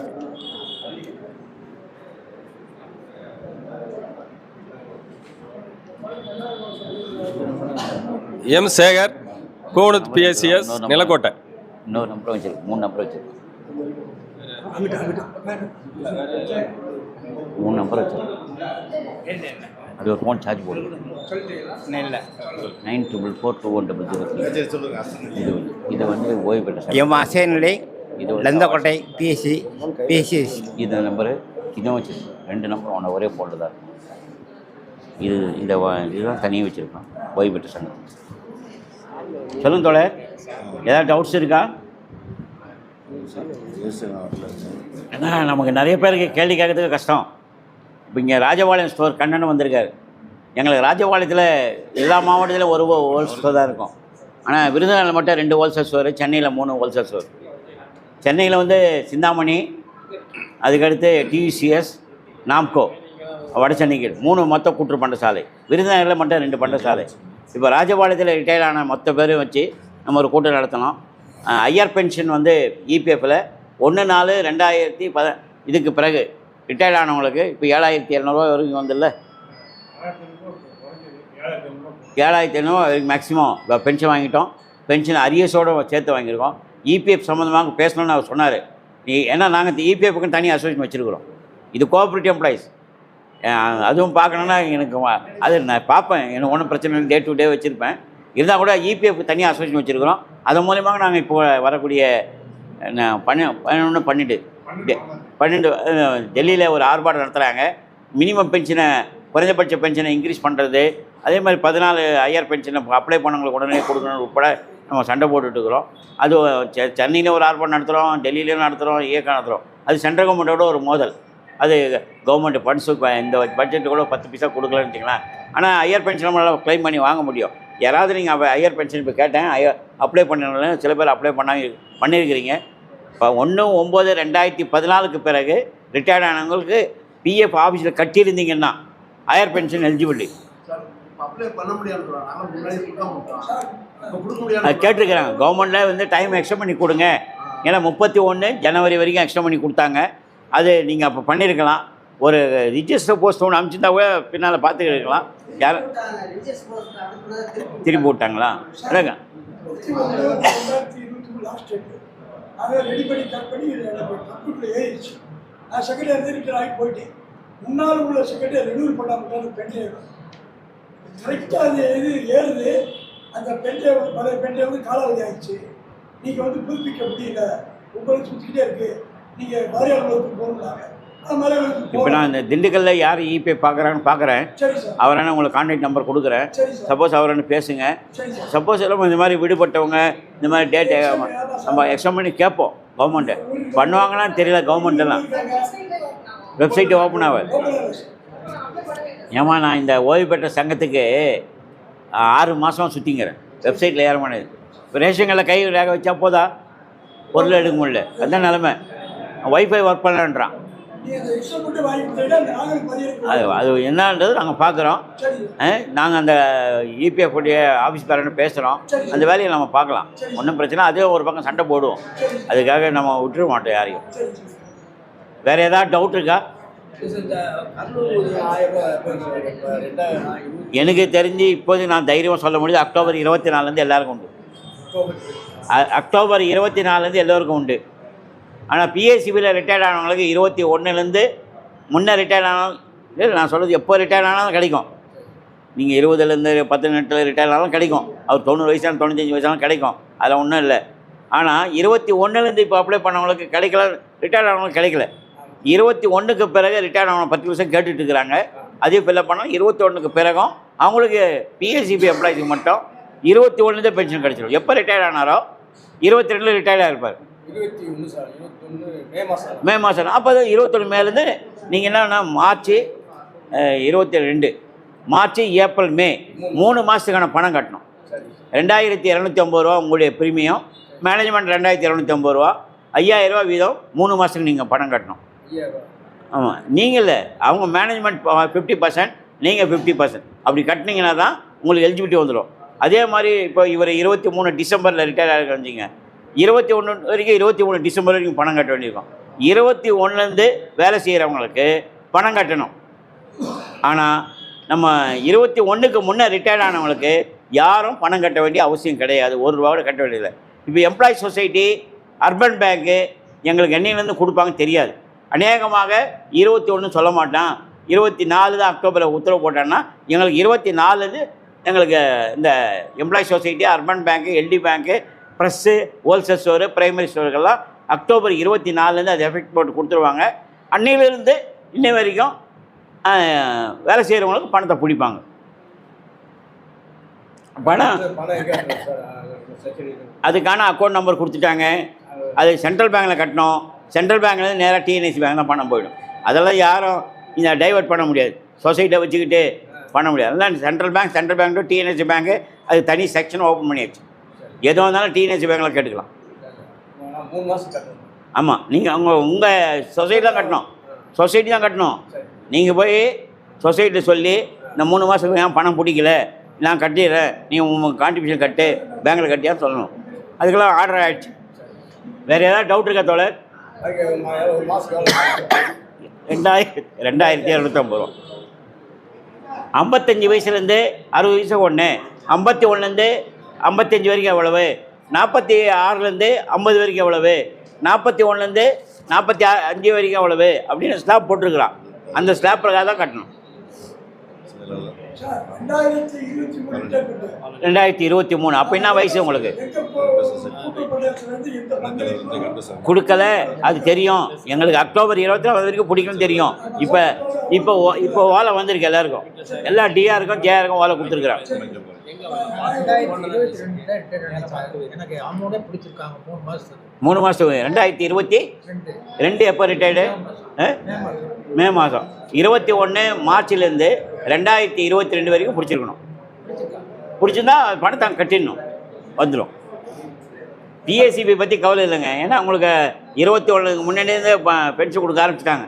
இப்போ சேர்க்கப்பட்ட சில அமைப்புகள் இருக்குல்ல, பிஎஸ்சிபி தவிர, பல்நோக்கு கூட்டு சங்கங்களை தவிர, அர்பன் பேங்கை தவிர மற்றவங்களுக்கெல்லாம் அக்டோபர் 24 ஆர்டர்.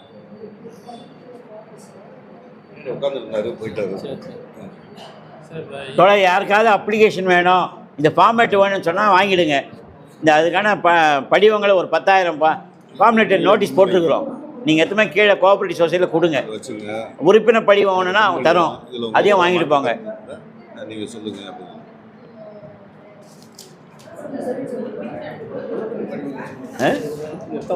உறுப்பினர் படிவமா? என்னங்க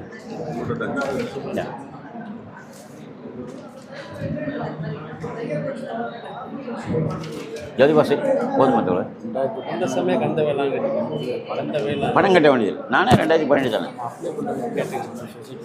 ஆமாம், அப்ளை பண்ண அவங்களே டீட்டெயில் கேட்குறாங்க.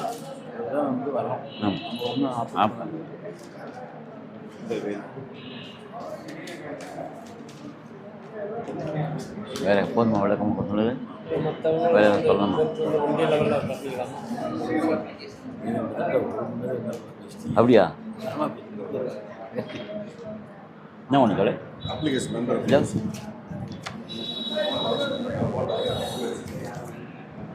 ஏன் வேறு என்ன அடுத்து என்ன வந்து இந்த நிர்வாகிகள் முன்மொழிவு சொல்லுங்கள். யார் தலைவர் செயலாளர்?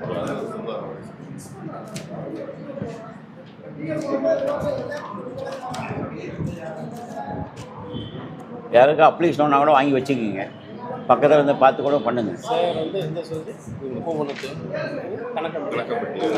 ஜோதி பாசு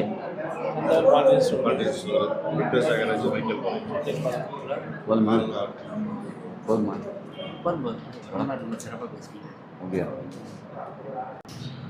அனைவருக்கும் மீண்டும் ஒரு முறை வணக்கம்.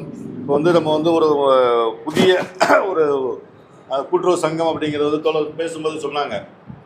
இன்றைக்கி கூட்டுறவு இயக்கம் வந்து எப்படி போயிருக்கு அப்படின்னு. ஏன்னா ஏற்கனவே நீங்கள் வேலை பார்க்கும் போதெல்லாம் மாநில அரசினுடைய கட்டுப்பாட்டில் தான் கூட்டுறவு இயக்கம் இருந்துச்சு. இப்போ மத்திய அரசும் அதை நோக்கி வர்றாங்க. ஏன்னா ஒரு கூட்டுறவு இயக்கம் நம்ம கூட்டுறவு எல்லாம் படித்தவங்க தான். கூட்டுறவு வந்து டிப்ளமோ கூட்டுறவு பட்ட பயிற்சி படிச்சுப்போம். 2 பொருளாதாரம், அதாவது தனியார் பொருளாதார மையம், அரசினுடைய இதுக்கு கிடைப்பட்ட வந்து கூட்டுறவு பொருளாதாரம். இதற்கு அடைப்பில் தான் சொசைட்டிலாம் வந்து செயல்படுது. அதுக்கு வந்து எகென்ஸ்டாக ஏதோ இன்றைக்கெல்லாம் வந்து ஏதோ அரசு நிறுவனம் மாதிரி கூட்டுறவு இயக்கங்கள் வந்து செயல்பட்டுக்கிட்டு இருக்கு. கூட்டுறவுடைய மக்களாட்சியுடைய ஜனநாயகபூர்வமாக செயல்பட விடாமல் தொடர்ந்து அதிகாரிகளே ஆதிக்கத்தில் இருக்கிறது.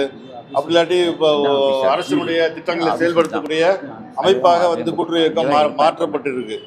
ஆனால் கூட்டுறவு இயக்கம் வந்து உண்மையான நோக்கத்தோடு செயல்படணும் அப்படிங்கிறதுக்காக 1904 கூட்டுறவு சட்டம் வந்ததுக்கு பின்னாடி திருவூரில் செங்கல்பட்டு மாவட்டத்தில் திருவூர் சொசைட்டி வந்து அதை ஆரம்பித்தாங்க.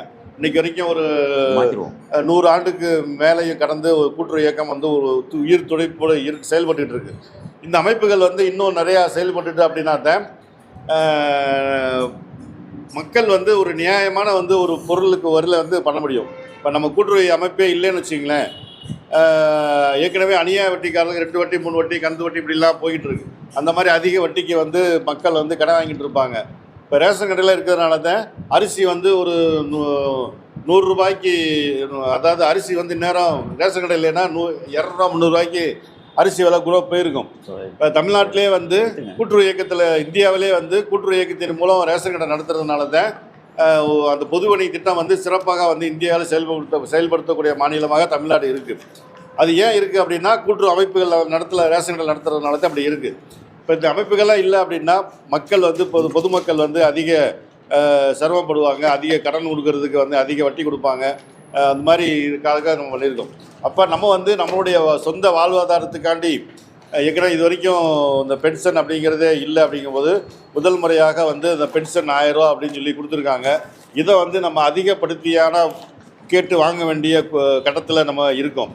அதே மாதிரி வந்து 2021க்கு முன்னாடி ரிட்டைர்மெண்ட் ஆனவங்களுக்கு தான் அந்த 1000 ரூபாயுமே கொடுத்தாங்க. 2021க்கு பின்னாடி ரிட்டைர்மெண்ட் ஆனவங்களுக்கு இன்னும் அந்த 1000 ரூபா வந்து கொடுக்காமல் இருக்காங்க. அப்போ இந்த ஒரு குறிப்பிட்ட அந்த 1000 ரூபாய் வந்து நம்ம இன்க்ரீஸ் பண்ணி அட்லீஸ்ட் வந்து இப்போ மத்திய கூட்டுறவுக்கு 5500 ரூபா கொடுக்குறாங்க. அந்த அளவுக்காவது நம்மளுக்கு கொடுங்க அப்படின்னு சொல்லி நம்ம வந்து அது கேட்கணும். அதே மாதிரி இது வந்து குடும்ப ஓய்வூதிய திட்டம் நம்மளுக்கு சொல்லப்பட்டதில் குடும்ப ஓய்வூதியத்தை பற்றி சொல்லலை. இப்போ நம்ம இருக்கோம் அப்படின்னா நம்மளுக்கு பின்னாடி குடும்ப மனைவிக்கு கொடுக்கணும் அப்படிங்கிற ஆப்ஷன் இதில் வந்து சொல்லலை. அப்போ நம்ம குடும்ப ஓய்வு திட்டமும் இதில் வந்து கொண்டு வரணும் அப்படின்னு சொல்லி கேட்க வேண்டியிருக்கு. 2வது முக்கியமான கோரிக்கையாக இருக்குது. 3வது வந்து மருத்துவ காப்பீடு கண்டிப்பாக இதில் வந்து, ஏன்னா எல்லாப்பரும் ஏஜ்டு பர்சனாக இருப்போம். நம்மளுடைய அந்த வருமானமே 1000 ரூபாயுமே நம்ம வந்து கொடுக்குறதே மருத்துவ செலவு பண்ணிட்டோம் அப்படின்னா அப்புறம் அது கொடுத்து பிரயோஜனம் இல்லை. அப்போ இலவச மருத்துவ காப்பீட்டு திட்டத்தில் வந்து நம்மளை வந்து சேர்க்கணும் அப்படிங்கிற ஒரு 3 முக்கியமான கோரிக்கையை வந்து நம்ம முன்னிறுத்தி வந்து போக வேண்டியிருக்கு. மற்ற தொழிற்சங்கத்துக்கும் காலையில் வரும்போது கந்தவேல் தோழர்கிட்ட பேசிகிட்டு இருந்தோம். மற்ற தொழிற்சங்கத்துக்கும் அமைப்பு ரீதியான தொழிற்சங்கத்துக்கும் என்ன வித்தியாசம் அப்படின்னு சொல்லி அவர் தோழர் வந்து எல்பிஎஃப்ல இருப்பாங்க, இன்னும் ஏடிபி இருப்பாங்க, இந்த மாதிரி சிஏடி இருக்குது, இது மாதிரி எம்எல்எஃப், இது மாதிரி நிறையா தொழிற்சங்கங்கள்லாம் இருக்குது. அதெல்லாம் வந்து என்னென்னா அமைப்பு ரீதியான தொழிற்சங்கங்கள். ஒரு கட்சி இருக்கும், அதனோட பேஸ் மட்டமாக தொழிற்சங்கங்கள் இருக்கும். இதெல்லாம் வந்து அமைப்பு ரீதியான தொழிற்சங்கங்கள். இந்த சங்கங்கள் வந்து இன்னும் 100 வருஷமாக இந்த சங்கங்கள் இருக்குது. இன்னும் 100 வருஷத்துக்கு கூட சங்கங்கள் செயல்படும். ஆனால் தனிநபர்கள் தொழிற்சங்கங்கள் அப்படிங்கிறது அது புற்றீசல் போல ஒரு தனிநபரால் ஆரம்பிக்கப்பட்ட சங்கங்கள் வந்து ஒரு புற்றீசல் மாதிரி. அது ஒரு குறிப்பிட்ட நேரத்தில் அதனுடைய கொள்கைகள் கோட்பாடுகள் அது பப்ளிசிட்டி மாதிரி பளபளப்பாக இருக்கும். ஆனால் காணாமல் போயிடும். காளான் நேற்று முளைச்ச மலையில் பெஞ்ச காளான் அப்படிப்பாங்களா, அந்த மாதிரி வந்து அந்த சங்கங்கள் என்ன தனிநபர் தொழிற்சங்கங்கள் அப்படிங்கிறது வந்து அவங்க இருக்கிற வரைக்கும் நல்லா செயல்படும். அதுக்கப்புறம் வந்து கொஞ்சம் கொஞ்சமாக காணாமல் போயிடும். இந்த மாதிரி தொழிற்சங்க வரலாற்றில் இந்த மாதிரி தனிநபர் தொழிற்சங்கங்கள் எத்தனையோ சங்கங்கள் ஆரம்பித்து காணாப்போன சங்கங்கள் தான் நிறையா இருக்குது. அதனால் நம்ம சங்கங்கள் வந்து இது மாதிரி வந்து அமைப்பு ரீதியான தொழிற்சங்கங்கள் தான் வந்து ஆட்களுடைய பதவியில் வந்து இங்கே வந்து சங்கத்துக்கு தான் முக்கியம். தனிநபர்களுக்கு வந்து முக்கியம் கிடையாது. இங்கே பொறுப்பில் இருக்கிறவங்க வந்து இன்றைக்கி இருப்பாங்க, நாளைக்கு மாறிக்கிட்டே இருப்பாங்க. சங்கம் என்றைக்கும் அப்படியே இருக்கும். ஆனால் அந்த மாதிரி சங்கங்களில் வந்து தன்னை முன்னிலைப்படுத்திக்குவாங்க. எதுக்கு எடுத்தாலும் அவங்க போஸ்ட்டில் அவங்க பெருசாக அவங்க படத்தை போட்டுக்குவாங்க, லெட்டர் பேரில் கூட அவங்க படத்தை போட்டுக்குவாங்க. அவங்க என்னென்னா தனிநபர் சுய விளம்பரத்துக்காக பண்ணுறது. அப்போ நம்ம அந்த சிஐடி மாதிரி அமைப்பில் வந்து தனிநபர்களுக்கு முக்கியத்துவம் கிடையாது, சங்கத்துக்கு தான் முக்கியத்துவம் அப்படிங்கிற அடிப்படையில் வந்து இந்த சங்கத்திற்காக புதிய நிர்வாகக்குழு வந்து ஒரு முன்மொழிகிறோம். அது நீங்கள் உங்களுடைய கருத்துக்கள் வந்து சொல்லலாம். சங்கத்தினுடைய தலைவராக தோழர் சண்முகம் இருக்கலாம் ஒரு ஆலோசனை தான். நீங்கள் உங்களுடைய ஒட்டுமொத்த பின்னாடி நீங்கள் கையெழுத்துறப்படி அனுமதி பின்னாடி இதை வந்து அனுமதிக்கும். பொதுவாக வந்து சிஐடி மாதிரி அமைப்புகளில் வந்து சும்மா அறிவிச்சுட்டு போகிற அமைப்புலாம் கிடையாது. இதில் இப்போது எல்லாமே சிஐடியில் வந்து மாதிரி போட்டி வந்துச்சு அப்படின்னா எலெக்ஷன் நடத்துவாங்க. அதில் ஓட்டு போட்டு யார் ஜெயிக்கிறாங்களோ அந்த மாதிரி அமைப்பு தான் வரும். அதனால் இப்போ பொதுவாக வந்து ஒரு சங்கத்தில் வந்து ஜனபூர்வமான அமைப்பாக இருக்கணும். அதுதான் வந்து உண்மையான சங்கம். நீங்கள் தனிநபர் சங்கத்தில் வந்து அந்த மாதிரி வந்து நீங்கள் பார்க்க முடியாது, எதிர்பார்க்க முடியாது. இது வந்து ஆலோசனை. செயலாளராக எஸ் ராமமூர்த்தி கணக்கம்பட்டி சொசைட்டியில் இப்போ அவங்க ரிட்டையர் ஆனவங்க. பொருளாளர் வந்து எம் சேகர் கூவணத்து பிஎஸ்சிஎஸில் வந்து பொருளாளர் இருக்கலாம் அப்படிங்கிறது ஆலோசனை. துணைத் தலைவராக தோழர் கந்தவேல் பாண்டியன் கூட்டுறவு சங்கத்தில் வந்து அவங்க செக்ரட்டரியாக வேலை பார்த்து ரிட்டையர் ஆனவங்க, அவங்க வந்து துணைத் தலைவராக இருக்கலாம். துணை செயலராக அவர் பீட்டர் சகாயராஜ் இப்போ பக்கத்தில் சர்ச்சுக்கு போயிருக்காரு. அவர் மைக்கேல் பாளையம் சொசைட்டியில் செக்ரட்டரியாக வேலை பார்த்து ரிட்டையர் ஆனவர். இப்போதைக்கு இந்த 5 பேருக்கு உண்ட குழு வந்து இந்த சங்கத்தை வந்து மேலும் அடுத்த கட்டத்துக்கு வளர்த்துக்கு போகிறதுக்கு முயற்சி பண்ணுவாங்க. இது வந்து சங்கத்தினுடைய ஆலோசனை. நீங்கள் உங்கள் கருத்துக்களை சொல்லலாம்.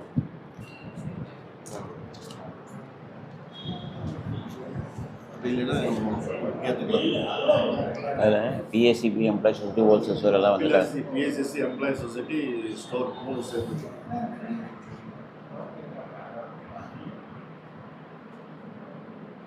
தொடர் இதில் கருத்து எதுவும் இல்லையா?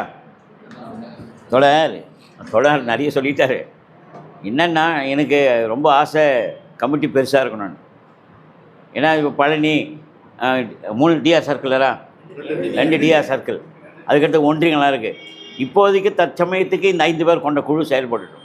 நம்ம அடுத்த ஆண்டே பேரவை நடத்துவோம், மெம்பர்ஷிப் நிறைய சேருவோம். இப்போ நம்ம ஒரு 25 பேர் தான் சேர்த்துருப்போம்னு நினைக்கிறேன்.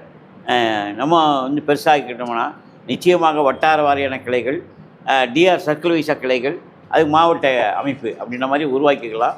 இதெல்லாம் கொஞ்சம் நாங்களும் பைலாவை ரெடி பண்ண வேண்டியதுக்கு பண்ணுவோம். இப்போதைக்கு நீங்கள் எந்த கருத்தும் தெரிவிக்காத பட்சத்தில் இவர்கள் தேர்வு செய்யப்பட்டவராக அறிவிக்கலாமா?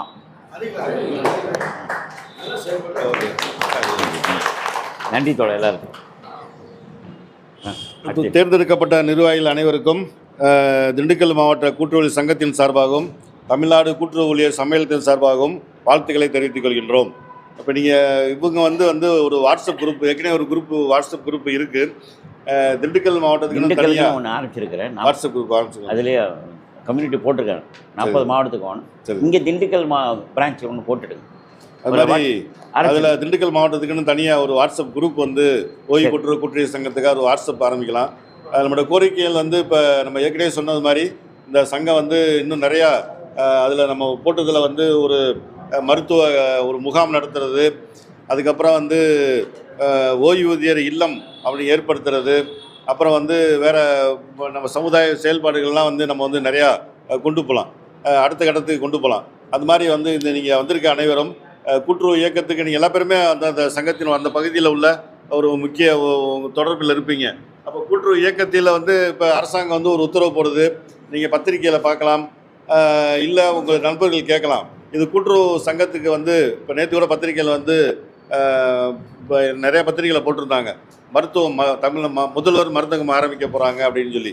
ஏற்கனவே ஆரம்பித்ததெல்லாம் வந்து 3 பின்னாடி மறுபடியும் முதல்வர் மருத்துவம் ஆரம்பிக்கிறாங்க அப்படிங்கிற மாதிரி. இந்த மாதிரி இஷ்யூ வரும்போது நீங்கள் அந்த குரூப்பில் வாட்ஸ்அப் குரூப்பில் வந்து கருத்து தெரிவித்து தமிழக கூட்டுறவு இயக்கத்துக்கும் ஒரு சிறப்பான வழிகாட்டுதல் கொடுக்கணும். அந்த மாதிரி வந்து நம்மளுடைய ஓய்வு பெற்றது பின்னாடி இப்போ 3 கோரிக்கை தான் பிரதான கோரிக்கையாக வந்து சொல்லியிருக்கிறது. அதாவது அனைவருக்கும் இந்த 1000 ரூபாங்கிறது வந்து கொடுக்கணும், அதுக்கப்புறம் இந்த 1000 ரூபாயும் 10வது இன்க்ரீஸ் பண்ணணும், அது ஒரு கோரிக்கை. அப்புறம் மருத்துவ காப்பீடு, குடும்ப ஓய்வு திட்டம், இது 3 வந்து இப்போதைக்கு வந்து நம்ம சொல்லியிருக்கோம். இது இல்லாமல் இன்னும் நிறையா பேர் வந்து ரிட்டையர்மெண்ட் பெனிஃபிட் வந்து வாங்காமல் இருக்காங்க. அந்த மாதிரி வந்து அவங்களுக்கு வாங்கி தர வேண்டியது நம்ம பொறுப்பாக இருக்குது. அப்புறம் இறந்துருப்பாங்க, அவங்களுக்கு வாரிசுதாருக்கு வந்து வேலை, அதுக்கு வந்து ஒரு வாங்க வேண்டிய ஒரு பொறுப்பு, வாங்கி தர வேண்டியது நம்மளுக்கு வந்து ஒரு பொறுப்பாக இருக்குது. அந்த இதை செய்யலாம். இந்த மாதிரி வந்து நிறையா கோரிக்கைகள் வந்து இருக்குது. அது நீங்கள் வந்து சிறப்பாக செய்யணும். உங்களுக்கு வந்து திண்டுக்கல் மாவட்ட கூட்டுறவு சங்கமும் தமிழ்நாடு கூட்டுறவு ஒன்றிய சம்மேளனமும் உங்களுக்கு வந்து ஒத்துழைப்பாக இருந்து செயலாற்றுவோம் என்று தருணத்திலே உறுதிமொழி தெரிவித்துக் கொள்கிறோம்.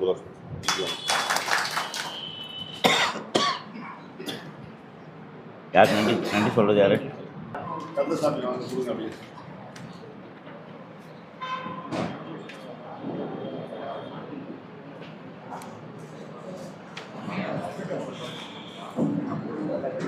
ஃபோட்டோ எடுத்து டக்கு டக்கு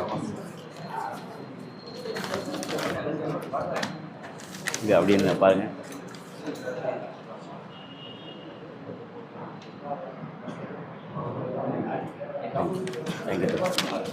சொல்ல யார் வேணால் ஃபார்ம் வேணால் கொடுத்துருங்க. அப்படி அப்படியே ஒவ்வொருத்தரும் வந்து இப்போ நாங்கள் இப்போ இவங்களுக்கு மெம்பராக சேர்க்கணும்னா நம்ம அடுத்து அப்ளிகேஷன் இங்கே கொண்டு கொடுக்கணும். அங்கே நிறைய பேர் வாங்க வாங்க வாங்க வாங்க இப்படி வச்சு கொடுங்க. போட்டோ இப்படி இப்படி வந்து எடு. எல்லோரும் வாங்கலாங்க கொஞ்சம் கட் பண்ணிடு. வாங்க வாங்க